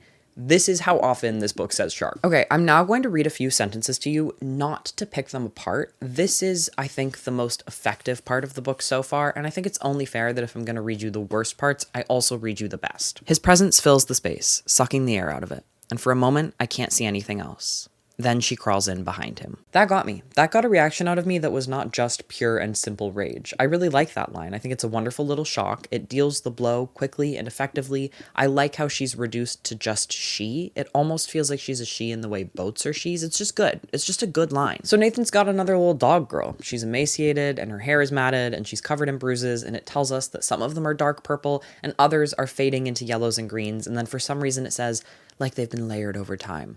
As if the way she described the colors of them is not obviously conveying a single notion that the bruises have been layered over time. The way this second dog moves is both unnatural and practiced, which is framed like it's saying two contradicting adjectives, but then it gives us two synonyms. It also describes the way she moves as fluid, and then a little farther down the page, it says her movements are sharp and feral. At this point, I'm starting to feel like Ballard had a bet with someone to see how many times she could sneak the word sharp into her book, but she didn't really consider that it's like self-published, like it was a one-woman show. There's no editor, so she can do whatever she wants, and then she put sharp in 300 times. Nathan tells her that she is this woman, Cupcake's replacement, that Cupcake is sick and can't do the dog thing anymore, so he'll be gone for 2 days while he takes care of her. This makes Gia speak. She starts desperately begging with him not to hurt Cupcake, and he looks at her with sharp and unyielding eyes, narrowing like a predator honing in on prey. And then he says, "You broke a rule," which I don't like as much as I would have if he had said dogs don't talk, but that is really just my personal preference. When he says "you broke a rule," the space between them collapses into something suffocating, and his voice is tight with something cold and precise, and then her eyes well with tears, which blurs his face into something unrecognizable. This something adjective pattern is the same laziness as when she says something unreadable or something I can't name. She just gives up at the first hurdle of writing every time. He punishes her for speaking by disappearing, not for 2 days, but for a week. During the week, she's in the silent house and she can hear the hum of the fridge, and time passes slowly and she tries to carve it into something that she can hold, but it becomes a creature with no edges. These are empty, meaningless words dolled up to look like poetic prose. So he's left her for a week locked in the cage with one bowl of water and no food except for some wet dog food. She does pee in the cage, but fortunately for her, she doesn't shit. She says,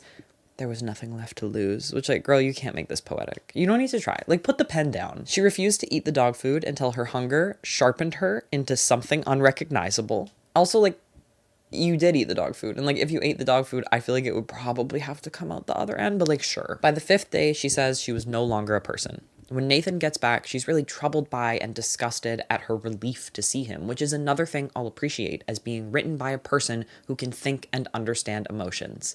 My bar is so low. She wants to ask what he's done with Cupcake, but she doesn't dare speak, and she knows, of course, that he's killed her. He knows that she's thinking this, and so he tells her Cupcake is fine, I took her to the hospital, but she can tell he's lying, because the way he says it doesn't match the violence I know that lives inside him.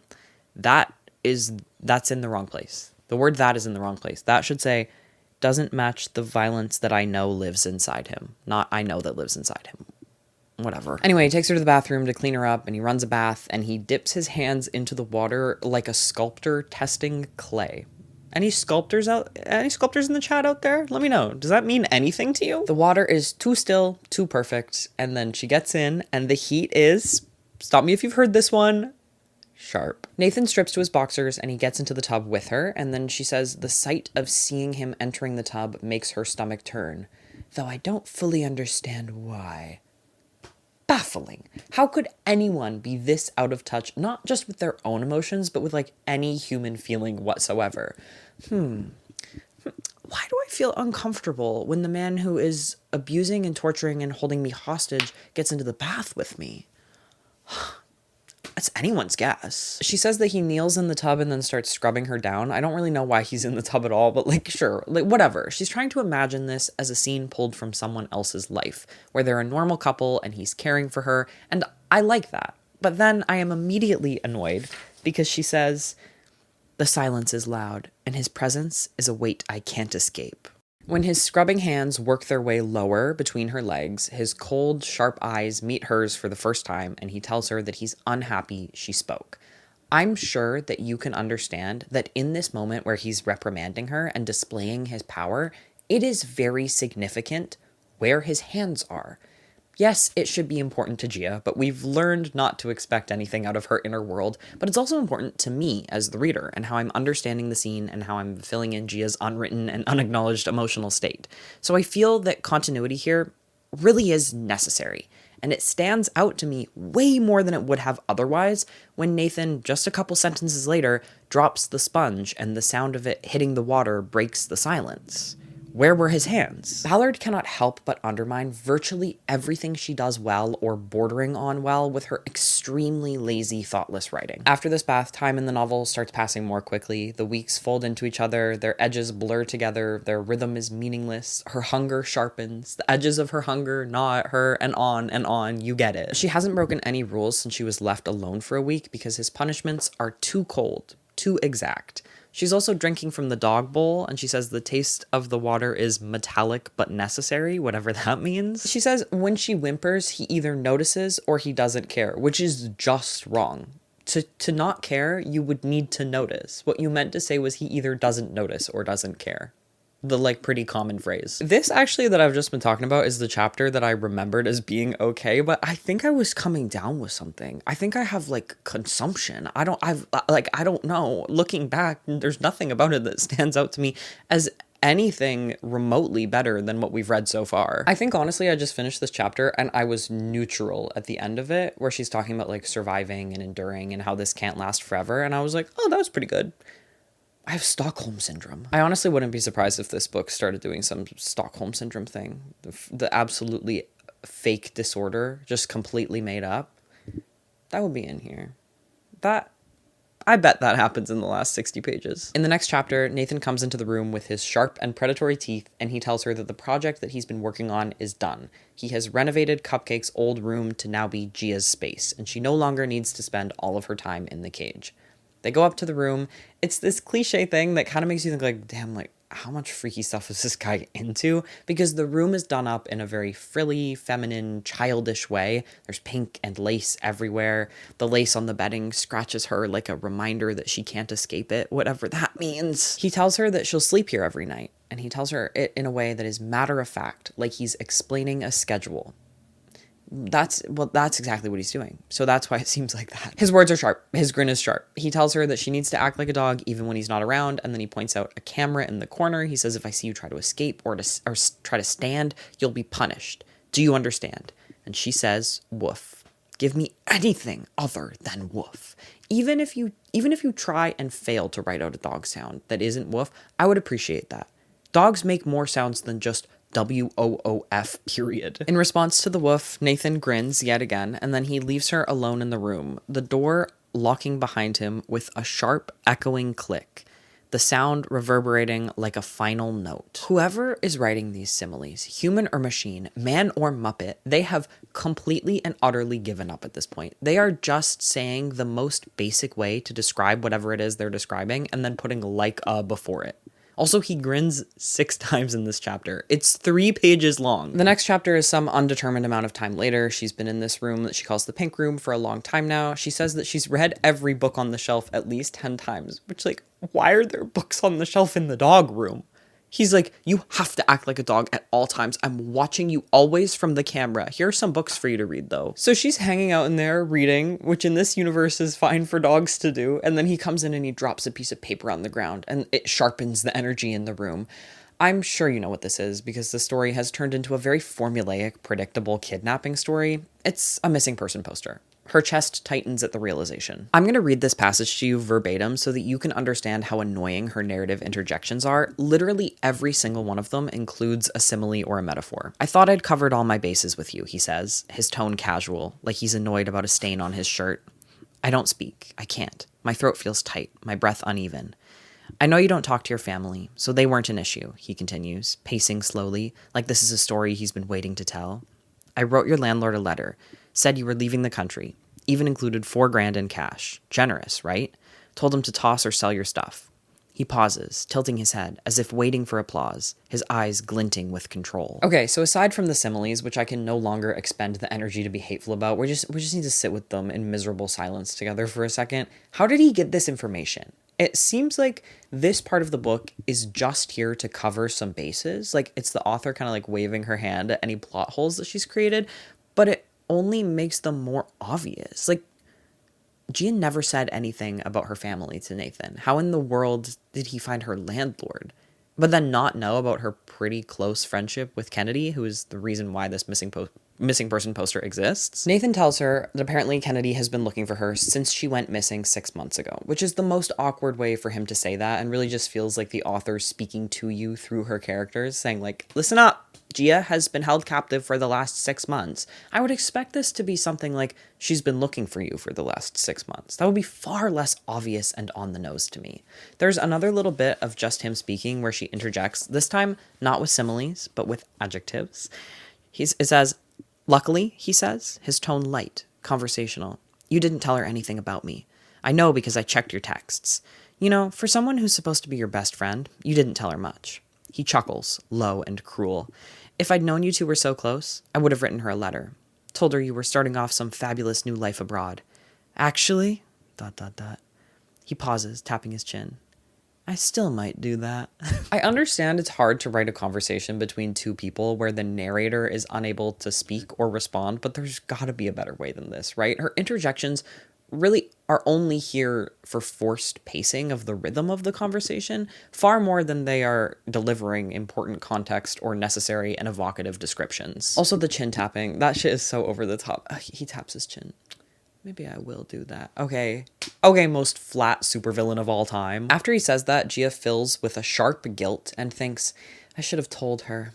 If I had, maybe she'd know. Which kind of reminds me of that. There's this quote in a book about a Siri book that I read where a woman has amnesia and her like kind of boyfriend texts her and says, I don't understand. And she's like, oh, he's confused. Gia is sobbing at this poster, this reminder of her old life and who she used to be and what she used to look like and how much she's changed. And he's taunting her, telling her that she disappeared and the world just moved on, which like, I guess, but also he has come into the room with proof that that isn't true. To this though, she says, his words are knives and I can't stop bleeding. And then as she cries, his amusement turns into something bored, disinterest. And there we are again with the something blank, like something adjective, and also with 2 synonyms for descriptive emphasis. This part ends with him leaving her in the room to think about how Kennedy is looking for her, and the deadbolt slides into place, final and cold. And then we move to year 2, whose title is also on the left page. So year 2 isn't really the story of what happens in year 2. It's one chapter of her talking about the ways in which time passes, how like the words in the books that Nathan for some reason put in the dog room are simply words now. They no longer have any meaning, or how she thinks about her dad in here more than she ever did before and wishes that she can escape so she can have another opportunity to make amends with him. Here, time is described as having both no edges and fraying edges. You know, it's word salad. She talks about Nathan and she calls him Master Nathan, which honestly just feels forced. Like, I get that he wants her to be a dog, but it's not like he's been saying you have to call me Master Nathan because she's not allowed to talk. And I don't really buy that this is the name she would come up with for him. Even just if she called him the man, I think that would be more realistic. But also, I've never been kidnapped and made to behave as a dog, so I wouldn't really know. Who's to say? In this paragraph where she talks about him a little bit, she calls both his grin sharp and his voice sharp. And then the only other chapter in year 2 is just a vignette. It's one story plucked out of the 12 months of captivity, and it's the story of the first time she tries to escape. That is the framing that she starts the chapter with. Yes, it's kind of a nice little rush at the beginning of the chapter, but then Ballard doesn't have the writing chops to maintain tension after telling her audience how the scene will inevitably end. And that isn't impossible, and actually sometimes I prefer knowing how a tense scene will end ahead of time, because if it's done well, the anticipatory dread of the inevitable adds to the experience. It almost has you questioning yourself, desperately hoping for a different ending, knowing that it will never come. That doesn't happen here. Nothing really happens here. Basically, Nathan's drinking problem is getting out of control, and one night he struggled with the deadbolt on her door, and it never ended up clicking into place, and she can hear his drunk snoring from her room, so she knows it's safe for her to try and escape. There is still a lock on the handle of this door, but she takes out the bobby pin that she's been hiding in the hem of her dress for weeks, which, where did you get a bobby pin? You've been in this man's house for 2 years. I don't understand. She gets the door open, and she crawls to the back door, and then the snoring stops, and her mind is a static hum, and she waits for the creak of his door, but then his bed creaks, and he starts snoring again, and she gets outside, and the air is sharp, but also the air is too big, too alive, and her freedom is too heavy to hold. And then she stands up and she starts running. So she has not been allowed to stand or walk for 2 years, and yet she starts running. That's not how the human body works, actually. Muscles atrophy, even if you didn't know that, Ballard has shown that she is aware on some level of the toll this has taken on Gia's body, and she has written about how her muscles feel, how they ache from the unnatural movements.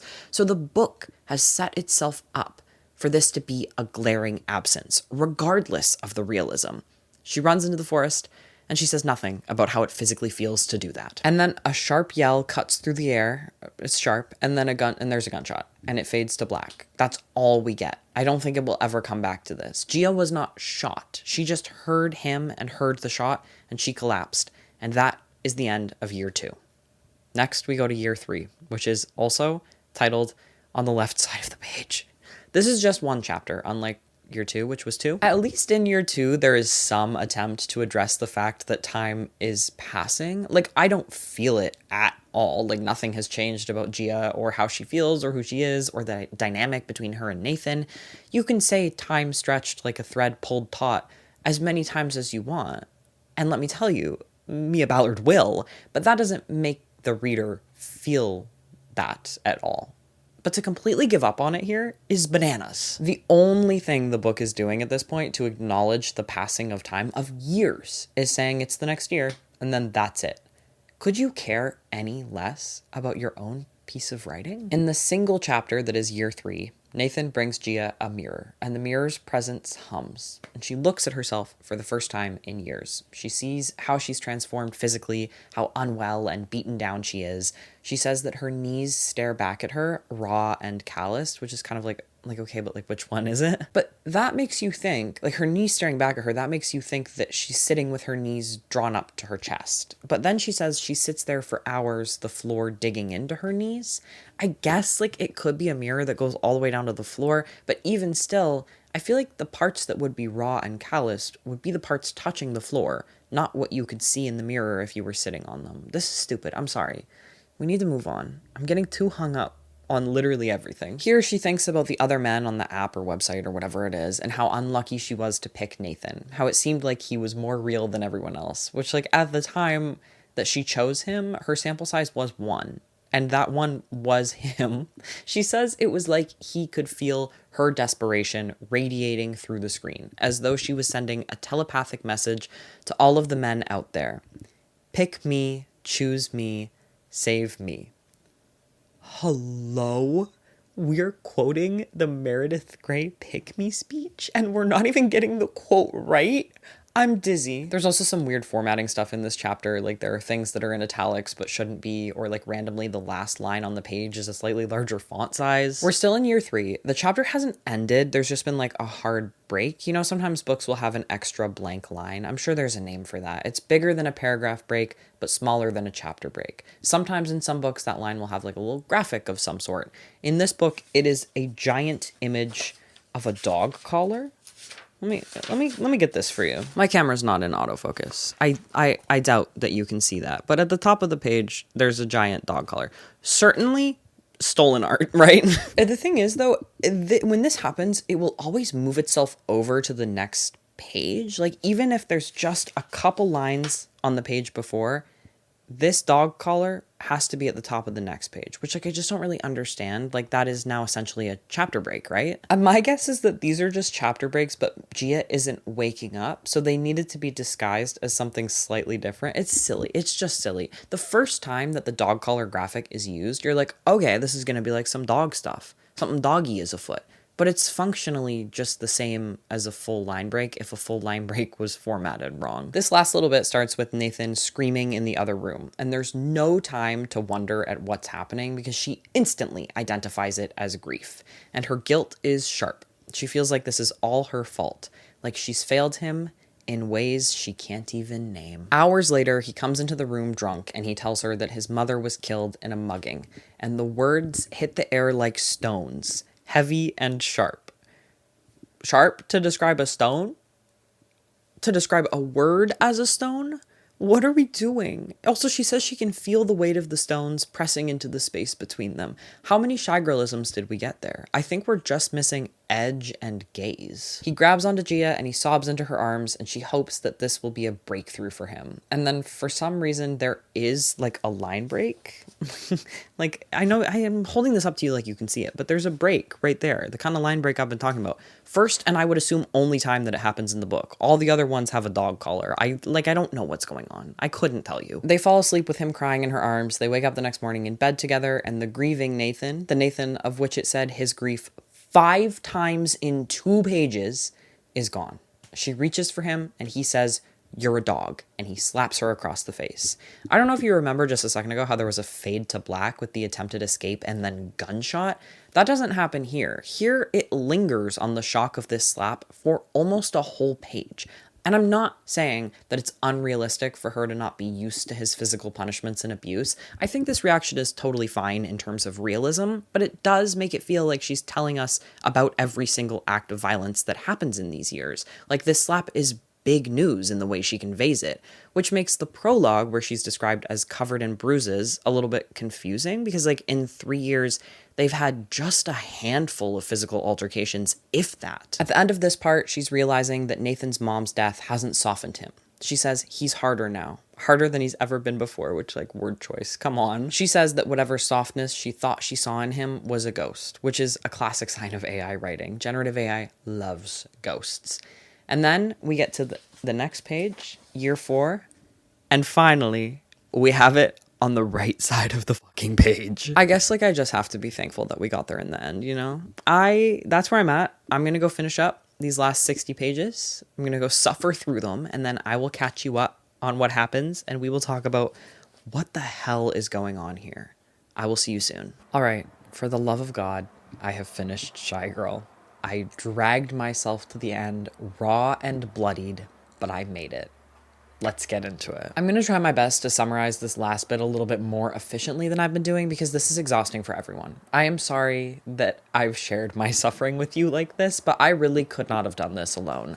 I don't think I would have survived. Okay, so year 4, it begins with Gia sprawled out on her pallet in the living room. I've got no idea what this is or what this means, and I can tell you with certainty that it never comes up again. She's actually never even really allowed this amount of freedom either again. Like, this really, truly comes out of nowhere. I thought at the time that it was showing how obedient and trustworthy she had become over the years, that he was letting her lie in the living room unchained on her pallet. Again, like, what do you mean, what do you mean your pallet in the living room. I don't know what that is. But there is no consistency in this book. There's no arc, there's no breaking down or building up, no development of anything. Things just happen, seemingly unconnected from each other, and we are meant to just accept that. So Nathan calls her into the kitchen where he's making stew, and he tells her that he's having company over that night, and she'll need to be bound and gagged while the company is there. Here we have another shy girl bingo moment where she says the word company is a sharp contrast. She twists it into shapes that she doesn't want to name. Company is replacement, someone better, someone newer, because she's become too fragile, too worn. Her chest tightens and the panic presses against her ribs. Even if these words meant anything, which some of them do, they've lost all meaning now through their endless repetition. And like, she was literally saying that herself about the books that are in the dog room. She thinks of all the things that she wants to ask about this company coming over, but she hasn't asked a question in 4 years. And then she says, the last time I asked a question was when I asked what happened to Cupcake. So, like, I was there, and that was maybe 20 pages ago. Thank you so much, but, like, I got it. I'm there with you. I understand what you meant. Nathan takes her upstairs, and he gets her situated, and her mind once again spirals with questions, and she calls them thick and suffocating. Thick and suffocating, as the standard 2 adjectives in any given sentence in this book, appear like that 3 times. Thick and some other adjective happen 21 times, and it is far from the most commonly used adjective. An hour later, Gia hears the sound of a woman's voice and the sharp, rhythmic click of her heels, and her chest tightens. Rhythmic is used as a description 5 times in less than 3 pages here. The woman's footsteps are rhythmic, their voices are rhythmic, she hears the sound of something unmistakable and rhythmic, and Nathan's breath is rhythmic twice. The sounds downstairs end with quick heel clicks down the hall and then the front door slamming, and Nathan comes into her room slurring his words and smelling like whiskey and talking about this woman in a very derogatory way, saying that she was stuck up and he can't keep her. That is all of year 4. That's it. Year 5, it's on the right side of the page. Gotta give it up for that. Year 5 is also just one scene. Do you remember when I said that the book had given up on trying to convey the passage of time by year 3? It never tries again. It doesn't say anything about time passing. We get about one scene from each year until the end, and then we're supposed to be like, wow, that was a really long time that she was held captive for. Here in year 5, she has a tooth infection. It gets so bad that she can't eat. Nathan looks into her mouth, he identifies it as an infection, and then he leaves the room and he comes back with like dirty, nasty pliers that belong in some dilapidated shed. Like, as if he wants her to die, which obviously he doesn't really care about her well-being, but he is also very expressively pissed off that she has an infection at all. I feel like he would disinfect the pliers just to make his own life easier so he doesn't have to deal with this woman going septic. He rips the tooth out and it hurts really bad. And honestly, that's it. In year 6, we get 2 chapters and also one place where the page randomly breaks, but it's not a new chapter. I don't know why it does that. These paragraphs should be connected. In this chapter, it gets a little bit more into the assaults that have always been implicit but rarely spoken about at length. There isn't too much detail here either. Ballard does hold back from that, which is a neutral choice. I don't really care. He does say, "Been a while, huh?" And she goes, "He doesn't mean the tooth." Like, girl, why would he mean the tooth? What could he possibly be conveying saying, "It's been a while, huh?" that would have to do with the tooth? Also, like, what? Like, we're in a new year now. It seems like the scene in year 5 happened, I guess, on like December 30th. And now this scene in year 7 is maybe a week into January, which is confusing at best. What is the point of splitting up the years like this? Why would there be a year? And now he's referencing the tooth and he's saying, "Been a while, huh?" And she's like, he's not talking about the tooth. Like, what's going on? I didn't think that she was able to keep track of time so closely that the year thing meant like a date. I thought that just meant like general timeline. I don't understand. So they do it. And when it's finished, he says, "The audience has been complaining that you're boring, so I thought I would give them a little treat." And he points up to the camera, which has apparently been broadcasting this entire time. She is a missing person. She is a registered missing person. Let me tell you, that missing person thing, that never comes up again in the book. So like, honestly, why even have it happen in the first place if it's going to make this far more impactful moment where he says that this camera has been broadcasting totally ridiculous? He would not be broadcasting live footage of the woman that he's holding captive. He would be worried about the law coming after him. He leaves her in there and the camera blinks unrelentingly. Its gaze is heavy, watching as she folds into herself while the questions claw at her sharply, and she realizes that nothing will ever be safe again. which, like, had it been safe for the last 6 years? Anyway, the next chapter starts like this. I wake up to the prickle of something foreign against my back, a sharpness pressing through the sheets like an accusation. Half asleep, I trace the feeling to its source, my fingers brushing the unfamiliar texture of fur. Okay, skipping right over the I wake up and the sharpness and the like an accusation, this doesn't make any sense, like logistically, like physically, right? The fur is growing on her body, but she's saying that she feels the sharpness pressing through the sheets as though it's on the other side of them. I don't get it. She's turning into a dog. It's a doggy-dog world. She's covered in tufts of dark, coarse hair. Nathan notices it, and he's like quietly troubled by it, but he shaves it off with the hum of an electric razor, and his voice is low, threaded with something that she can't name. I feel like it comes off as sarcastic when I'm doing this. Like, I am genuinely, truthfully reading what it says to you. That's not me just adding in little shy girlisms where I think they would fit.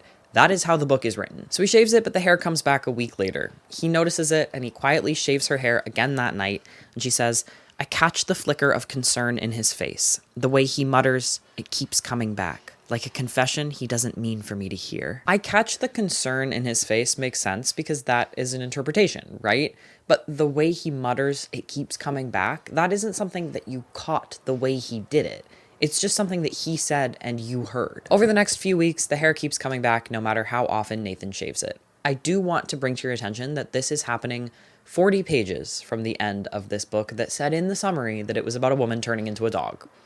We're done. We're at the end. So the fur disgusts Nathan, but he doesn't really do anything with that disgust. She just says that it's real in a way that makes him flinch. And I guess this is as good a time as any to bring up something that I talked about the last time we spoke, which is how strangely this book deals with violence. It wants us to see her as broken down and physically abused and covered in layers of bruises. That is literally the very first image that we get of her in the prologue at the beginning of the book. But then every moment of violence is treated as so significant, it doesn't feel like there's any more of it happening off page. And it's also clear that it only happens as a punishment to her not doing the dog thing right. For some reason, it won't show Nathan as being illogical or having emotional outbursts in terms of his enacting of violence. But he's also not shown to be this thoroughly calculated guy. It gestures towards his fallibility with his drinking problem. I think it's just so weird. None of the plot or the characters or the imagery or the writing is thought through to any degree. So she turns into a dog. Her nails turn into claws, her teeth turn into fangs, she can no longer speak, only bark, her ears lengthen and grow pointy. It's also at this point that everything becomes guttural. Of the 12 times guttural is used in this book, over half of them happen in the last 35 pages. Nathan is fascinated by her changes. He's sometimes afraid, sometimes disgusted, sometimes unreadable, but he's never indifferent. And then we get to the final year, year 7. I know it feels like 7 years has passed here reading this book together, but god damn did Ballard fail to communicate the passing of time.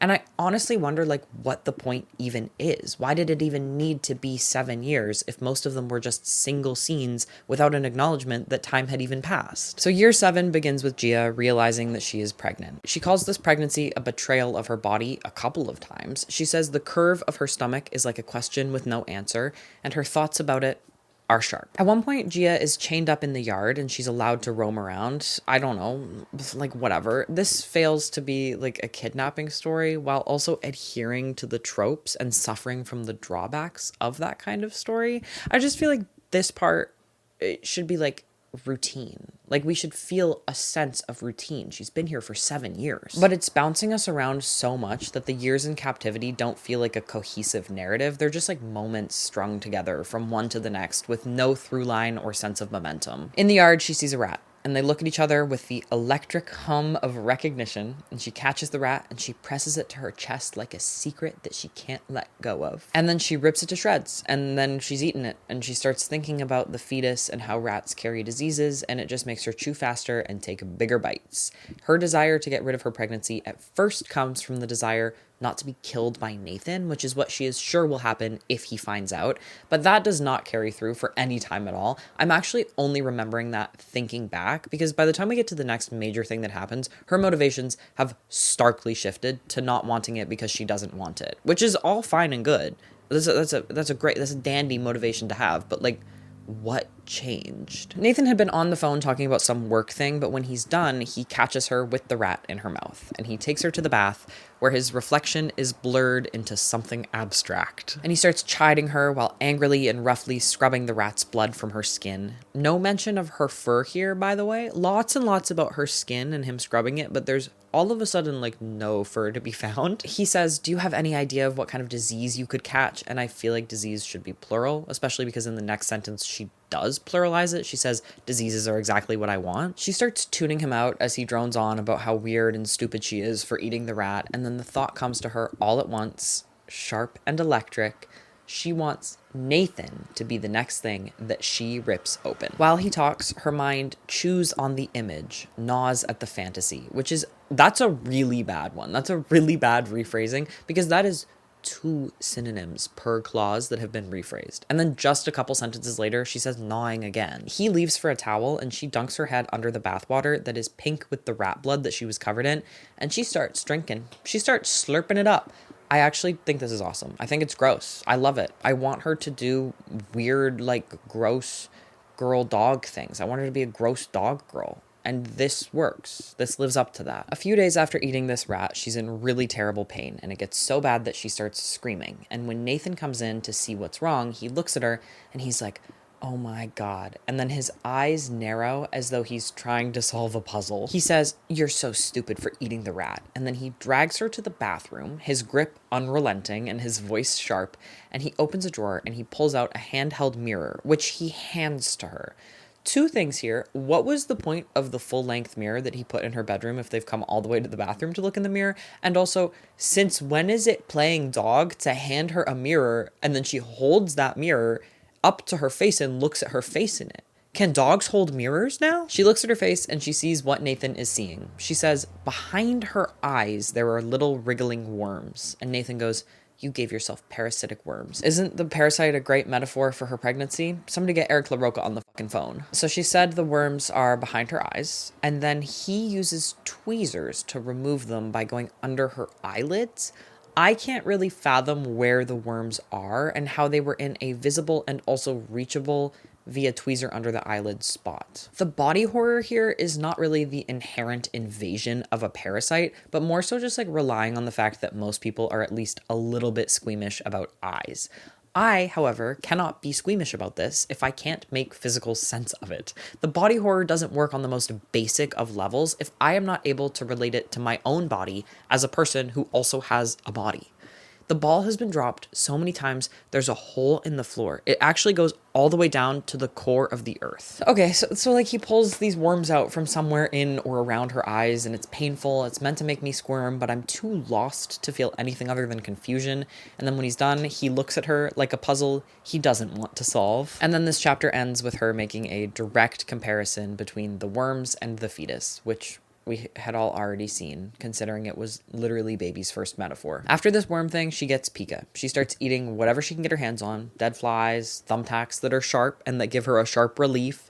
She eats shards from a glass that Nathan breaks, and when he breaks, it makes a sharp sound. He tries to clean up the glass, but he misses some pieces, and she says that he's muttering something about work, about money. It's like a rare crack in his vigilance, is what she says, but you have only given me a few stories over the last 7 years, and basically all of them have involved a crack in his vigilance. I mean, there's the drinking, there's her escape, there's his mom's death, him on the phone during the rat hunt. It's just dumb. Whatever. She eats the glass and it's sharp. And then the next chapter, it's a morning, sometime later, of course, she's waking up. She wakes to a sharp pain, and the pain is described as sharp 3 times over 2 pages, and the smell of blood gushing out of her is described as suffocating twice over 3 sentences. This is one of the strangest pages in the whole book, actually. There's this really awkward paragraph where she says the blood spills from her mouth in heavy bursts, thick and dark, and the taste is overwhelming, thick and cloying, and the smell fills the room, suffocating and nauseating. And I'm really only paraphrasing a little bit there. And then this exact very awkward couple of sentences is for whatever reason copied from the middle of one of the sentences and then just pasted at the end of the last paragraph on the page. So down at the bottom of the page, it literally just repeats. And also the place where it's pasted is right after she says she's going to give the people watching through the live stream a show. She's going to change the trajectory of their lives forever. This is a novel. You need to put down the 2021 TikTok-isms now. You cannot say things like, pick me, choose me, save me, and change the trajectory of their lives forever and expect me to be able to take you seriously. With a final description of the pain as sharp and relentless, she delivers the half-human, half-dog baby. She calls it small but malformed, another moment of the author positioning two things as contradictory that aren't, of her just like not knowing what the word but means. The baby has sharp teeth and it's scary looking. Like, sure. And she's like, I'm just too tired to care. And I actually love that. I love that, like, don't give a fuck attitude. But then not 2 sentences later, she takes it away by saying, I can't look away from this thing that still carries the weight of what it was. So she sits there looking at it while the house hums. In the next and penultimate chapter, Nathan comes home to find a bloodbath where she has spread all of the blood and gore to every corner of the room. When he sees what it looks like in here, having no idea that she was even pregnant, fear, confusion, and disgust, they all collide, layering his features like a smudge he can't wipe away. He's scared and he shouts at her for a bit, and she does the dog thing where she kind of just like tilts her head or says woof or whatever. He addresses her by her name here for the first time in years, and it is sharp, like a knife slipped between her ribs. He's begging her to drop the dog act and talk and tell him what the hell is going on, but instead she goes to the bed where she has hidden this thing that she's birthed, and she starts eating it in front of him. And then she looks up at him completely covered in blood, the room covered in blood, and she smiles and she says woof, and he runs out of there. Last chapter, it's a callback. Starts with her waking up the next morning to the door opening with a sharp crack. Nathan is standing there and he's looking exhausted, with shadows in the sharpness of his jaw, and also his movements are sharp. Did you count that? Because that was 3 times in one single paragraph. 3 times in 3 sentences. He looks at her, his face twists into something that she can't name, and then he tells her to stand up, his voice low but sharp, and she realizes he is holding the clothes that she walked into this house in 7 years ago, and it makes her chest tighten. Nathan is letting her go. Somehow she's able to stand. The last time she stood was like, what, 4 or 5 years ago? And she's just able to like stand and walk. It does say that she's wobbly and stiff, but I feel like it would be more than that. I feel like she would probably need physical therapy to be able to walk again if she hadn't used those muscles in 4 or 5 years. She also says each step she takes sounds foreign to her ears because she's been crawling for so long, but like she talks about the sound of Nathan's steps all the time. Do you remember? They're a sign that he's nearby. Something else I don't really get here is that she keeps describing her old clothes and her purse and stuff as worn, with the implication that they've aged. And worn just feels like a strange descriptor for that because it implies being worn. Like, has Nathan been wearing her leggings? I don't think so. A morsel of praise I'll give this is that this is the first time in the book that I didn't know exactly where it was going and what was going to happen next. I didn't know if he was really going to let her free or if it was another moment where he'd pretend to and then like kill her or whatever. There really isn't anything here about how she's covered head to toe in blood. She gets stressed. She no longer has OCD, by the way. She gets ready and she doesn't have OCD here. And they go downstairs, where he punches in the code for his safe. The faint beeping echoes, each tone landing too loud. He takes $200,000 in cash out of his safe and he gives it to her, and he tells her that no one will ever believe her. And even if she did go to the police, he has messages and proof that she agreed to this arrangement. He's like, you can take the $200K, you can go live a good life, which, you know, with the cost of living, I don't even know if that'll cover her retirement. Whatever. He says, you can do that, or you can suffer through a years-long trial that you probably won't even win because everyone will look down on a woman like you. She imagines the lawyer's sneer as he holds up the messages like damning evidence. Stupid simile. Starting to think she just doesn't know the difference between like and as. Like, if this just said he holds up the messages as damning evidence, that would be fine. Like, that would work. Gia thinks to herself, Nathan's right, and she'll just take the money and she'll go and he'll get away with it. But then she has a sharp thought. And the thought sharpens. And then her mind races. Each thought sharper than the last. I'm not exaggerating. She thinks to herself, I was 30 when I came here, which is crazy. I thought she was way younger than that. She's like, I'm 37 now. He's stolen valuable years from me, which has to be the understatement of the century. And also the only harm that she ever articulates him doing to her. But it's enough for the female rage part of the book to finally come through. In the last 3 pages, this revenge story, dedicated to the girls who bite back, yeah, we get it. in the final 3 pages after 209 pages of abuse and torture and domination and control. Isn't that empowering? So she rips him to shreds with her bare hands and eats him. She wants to get rid of his existence entirely. It's a bit drawn out, but I guess it is meant to be the catharsis of the book. I couldn't really care less, but that isn't the fault of this scene alone. Once he's unrecognizable as even being anything human, not just as Nathan, the door swings open and Gia hears a woman's voice say, "Hey, how'd it go? Did she take the money?" And there in the doorway, like a ghost from Gia's past, is Cupcake.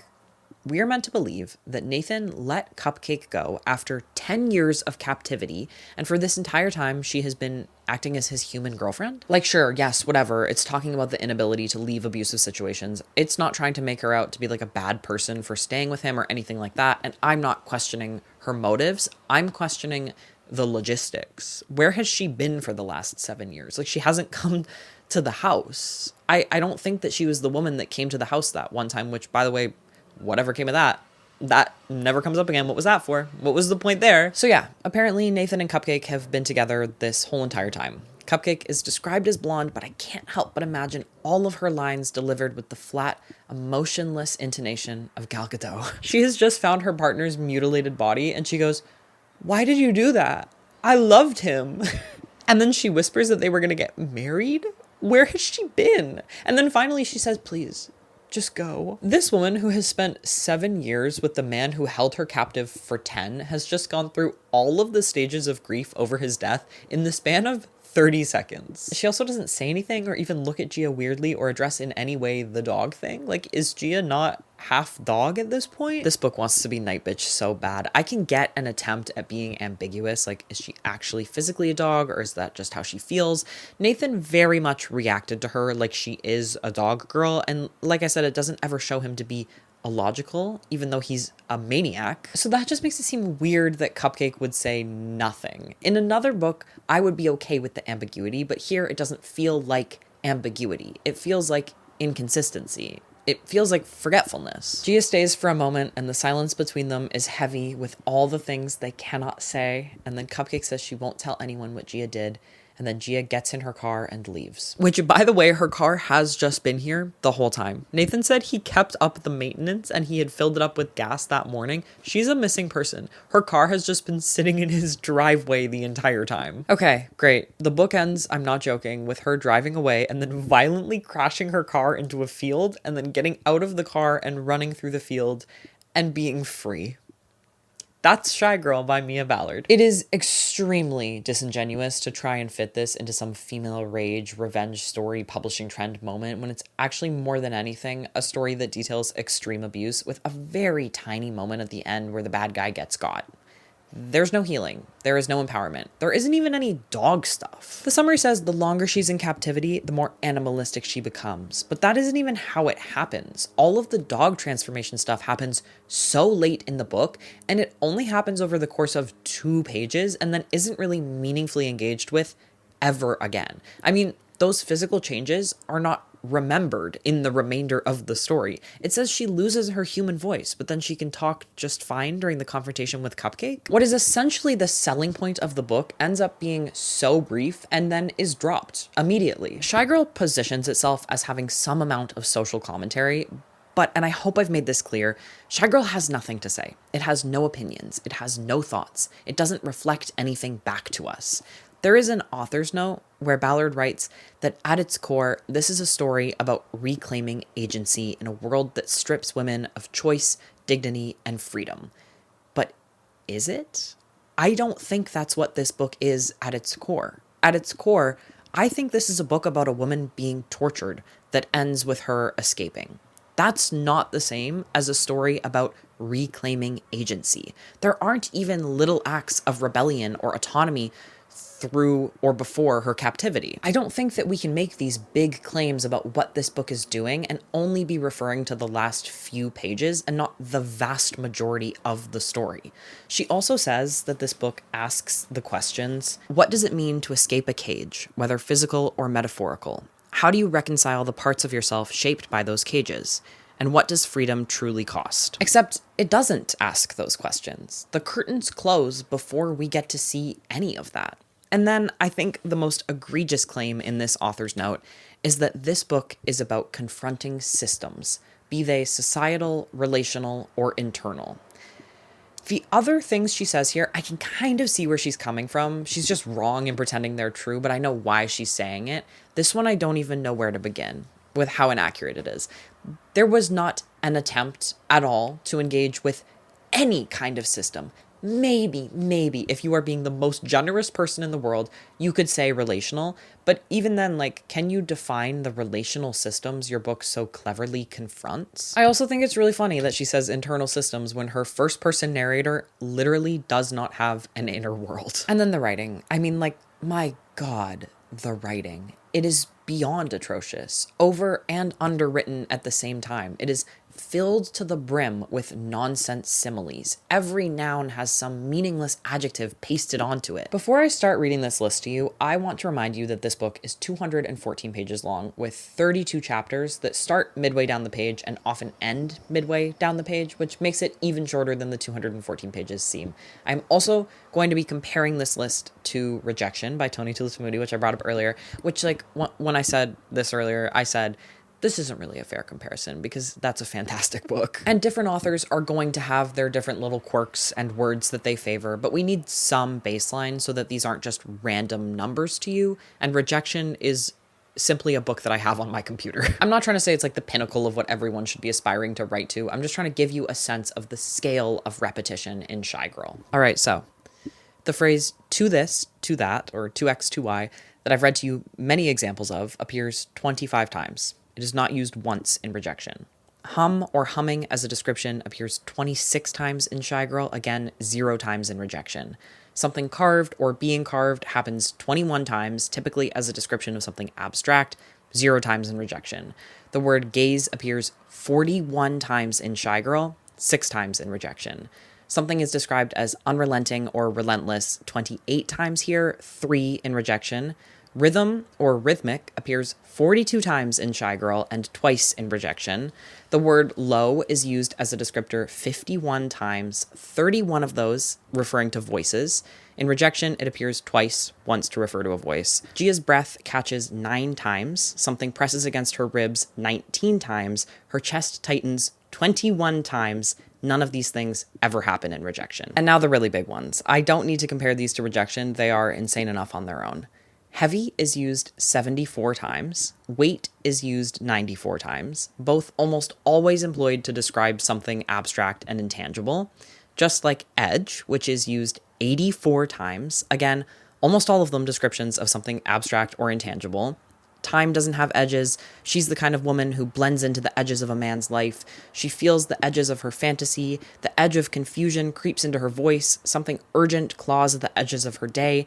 The edges of the day feel sharp. Her voice is brittle at the edges. She feels the edges of herself fray. The edge of the silence cuts deep. Time is a creature with no edges. The edges of his voice are clipped clean. The edges of the weeks blur. Time's edges are frayed. The days bleed into each other with no clean edges. Her memories are distant, their edges fraying. The edges of the shadows blur and fade, and on and on. The edge of something abstract is described as frayed 4 different times. And then the word you've all been waiting for, sharp.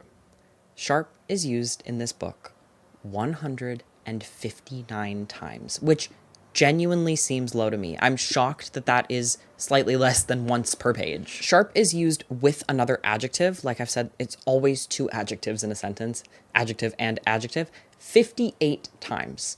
Sharp and jagged twice, sharp and terrifying, sharp and loud and quiet and grounding and hot and intrusive twice and invasive twice and unyielding twice and unforgiving twice and merciless and insistent, sharp and endless, sharp and fast, sharp and electric twice, sharp and piercing, sharp and unrelenting, sharp and relentless, sharp and uneasy and predatory and sour twice and bitter and guttural twice and artificial and cruel and mean and on and on and on, sharp and clear and then also clear and sharp. Like, I don't need to list them all. You get it. It's so repetitive. You cannot help but notice how many times sharp is used in this book. It's absurd. It's absolutely absurd, and it's unlike anything I've ever seen in my life. This writing is just a bunch of meaningless repetitions. It's semi-poetic prose that falls apart if you do anything more than glance at it. It's similes that don't reflect experiences any human being has had, or else they describe things in the simplest terms. It's nothing. This writing is nothing. It has nothing behind it. The book itself is nothing. It does nothing. It says nothing. I have spent valuable hours of my life reading it, and I feel worse off for it. It's so empty. It's flat in every way. Themes, characters, plot, writing.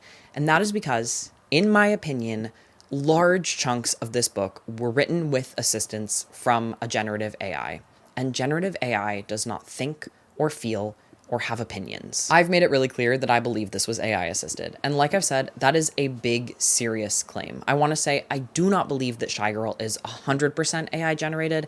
I think she worked with, my guess would be ChatGPT, to pad out a great deal of this novel. I think that ChatGPT wrote every description in this story, of which there are way, way too many. I am someone who always rolls my eyes when I see people accuse bad writing of being AI. I think it's become the first thing people jump to, often without even thinking about it. Like, girl, ChatGPT did not write this novel published in 2019. Use your brain, you know? I think it's too easy in a way. It's a very simplistic answer or accusation that ignores a really important aspect of human creation.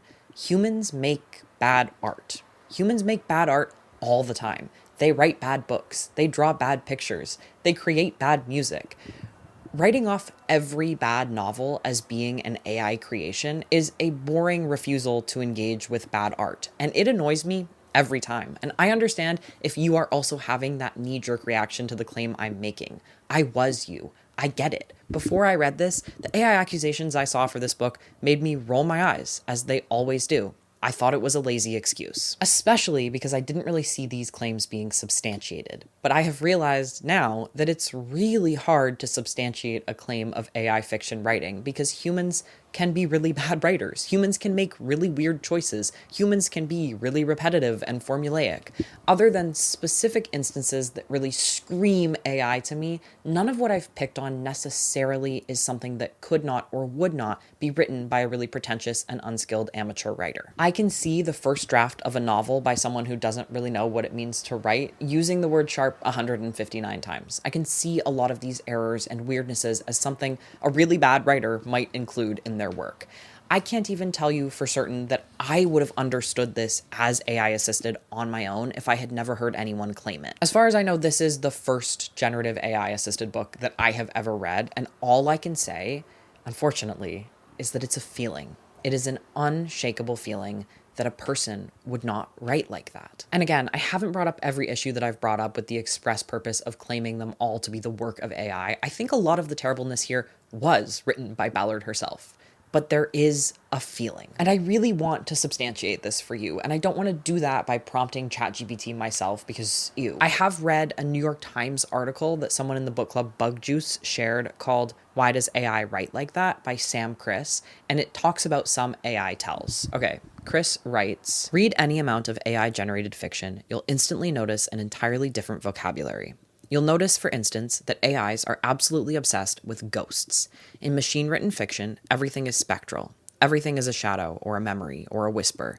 They also love quietness. For no obvious reason, and often against the logic of a narrative, they will describe things as being quiet or softly humming. I've given you lots of examples that show this to be true of Shy Girl, and even more of it exists in the text than what I've shared. Silence or quiet is described constantly and without meaning or the intention of communicating something necessary. The word silence is used 61 times. The silence is unbearable and personal, thick and unbroken, thick and suffocating, thick and unbearable, thick and immediate, thick and suffocating again. The silence is heavy 6 times. It's heavy and unyielding. The silence is loud 5 times. The silence stretches 9 times. The silence wraps around her like a fog she can't see through, like a second skin. The silence wraps like a noose 2 times.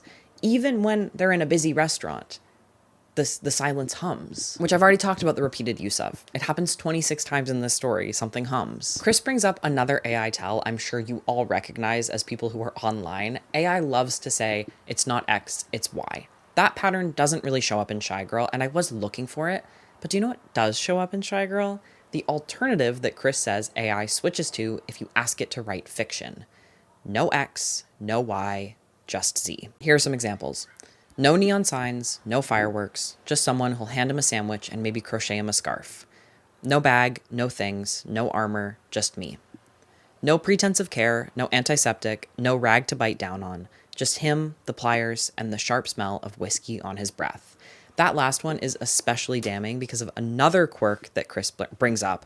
AI loves threes. Sets of three was something that I was annotating before I even knew it was an AI tell. I could just see it happening so many times in this story. Some examples I caught were not in this house, not in this backyard, not in this domestic bliss life, or it's primal, hungry, and unmistakable, or voices rise and fall like waves, colliding, dissipating, disappearing, or what's your damage, your desire, your history, or he gestures, a motion that somehow includes the table, the space, the silence, or something light, something familiar, something that won't linger.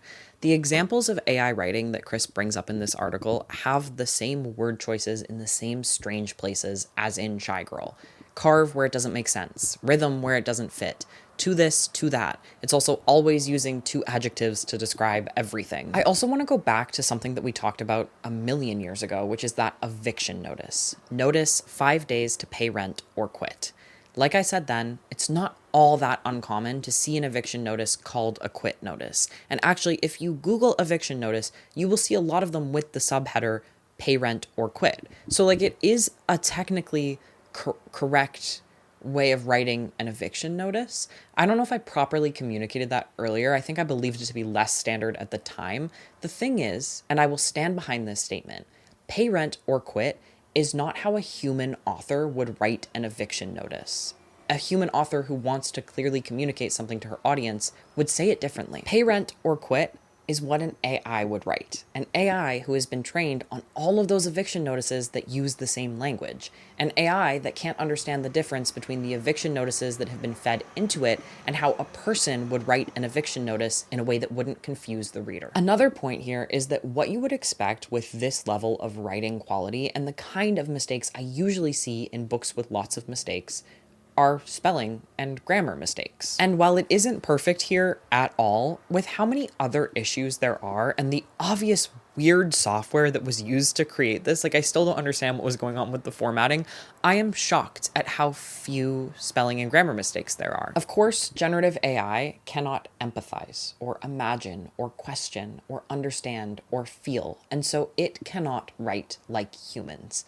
But what it can do pretty well is spell. It can follow simple black and white rules and spit out regurgitated bullshit that structurally looks like writing. That is pretty condemning to me. Once more, to be clear, none of these things on their own or together can conclusively prove without a shadow of a doubt that this book was written with the assistance of AI. I understand if you don't believe me. I understand if I haven't been able to convince you. I don't know that I would believe me. I have given you as many examples as I can. I've tried to paint a clear picture of what it's like to read this book, but I do think that you would have to experience it for yourself to really grasp where I'm coming from when I tell you emphatically that this is not an original piece of work wholly written by Mia Ballard, in my opinion, allegedly. I can also understand after this glowing review why you might not want to seek out this version of the book and suffer through it. I do think I've given you enough of it that if you want, you can go and find other examples of AI fiction writing specifically from ChatGPT, and they will feel exactly like this in terms of tone, pattern, word choices, and structure. It is essentially undeniable. Allegedly. It's allegedly and in my opinion, essentially undeniable. I could also offer you the results that you would get from running any passage of this book through an AI detector, which without fail will tell you it is varying degrees of AI generated, but I'm not a computer science guy, and I don't know how those things work or how trustworthy they are, and I'm pretty sure they themselves are also just generative AI, just making shit up. So that's fighting fire with fire. You go to the website and you say, how does this work? They have a frequently asked questions, and they say, listen, just trust me. It works using our deep and complex algorithms. okay. But like also at the same time, like what could they possibly say? How could they convince me? I would have no idea. They could say all of the reasons why this is extremely trustworthy and it would make no sense to me. It would be gibberish. But all that to say, I guess like if you trust results from a service like that, then I'm here to tell you they all agree with me. I just feel weird presenting evidence I don't understand and can't actually back up in any way. I'm sure that you can feel my insecurity through the screen right now.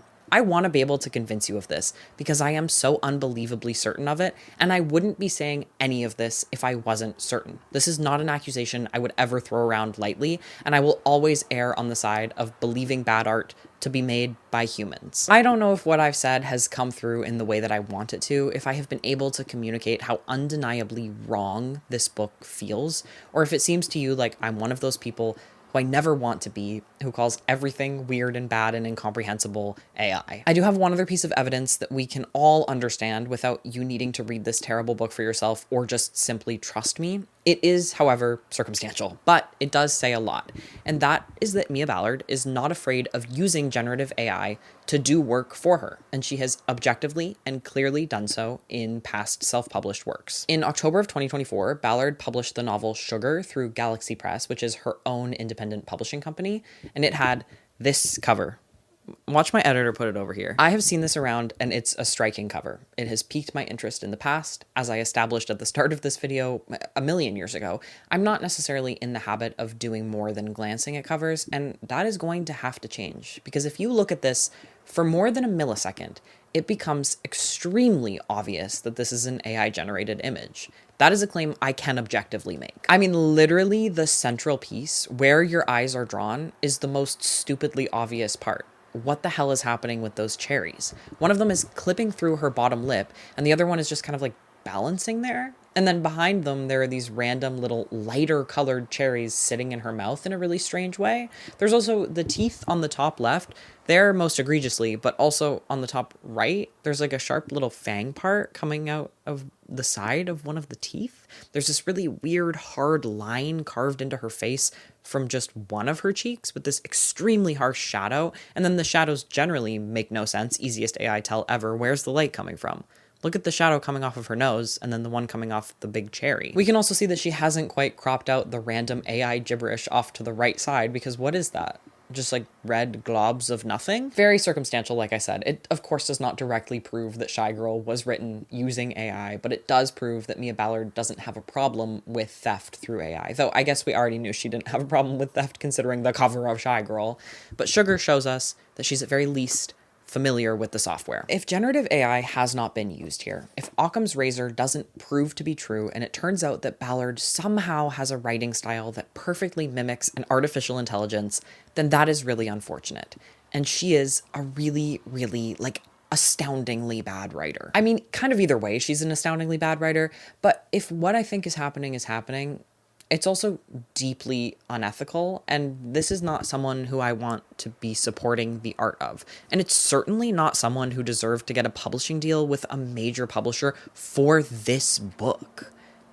And I hate saying that. I actually really hate saying that. I wanted this to be good. I wanted this to be written by a person. I love Ballard's concepts, and I want to see them executed well. And honestly, this just sucks. It sucks to know that this is where we're headed. It sucks to know that you can end up succeeding off of the backs of other people's hard work while putting truly next to no effort in, and I'm upset about it. I really hope that Mia Ballard is not watching this, because it did end up kind of being a hit piece, but if she is, or if any other author who is considering padding out their writing with help from generative AI is watching this, I implore you, I want to tell you, people will notice. I am far from the first person to notice this in Shy Girl, and I will not be the last. People will notice, and they will not be willing to give you a second chance once they do. Smarten the fuck up. Okay, bye.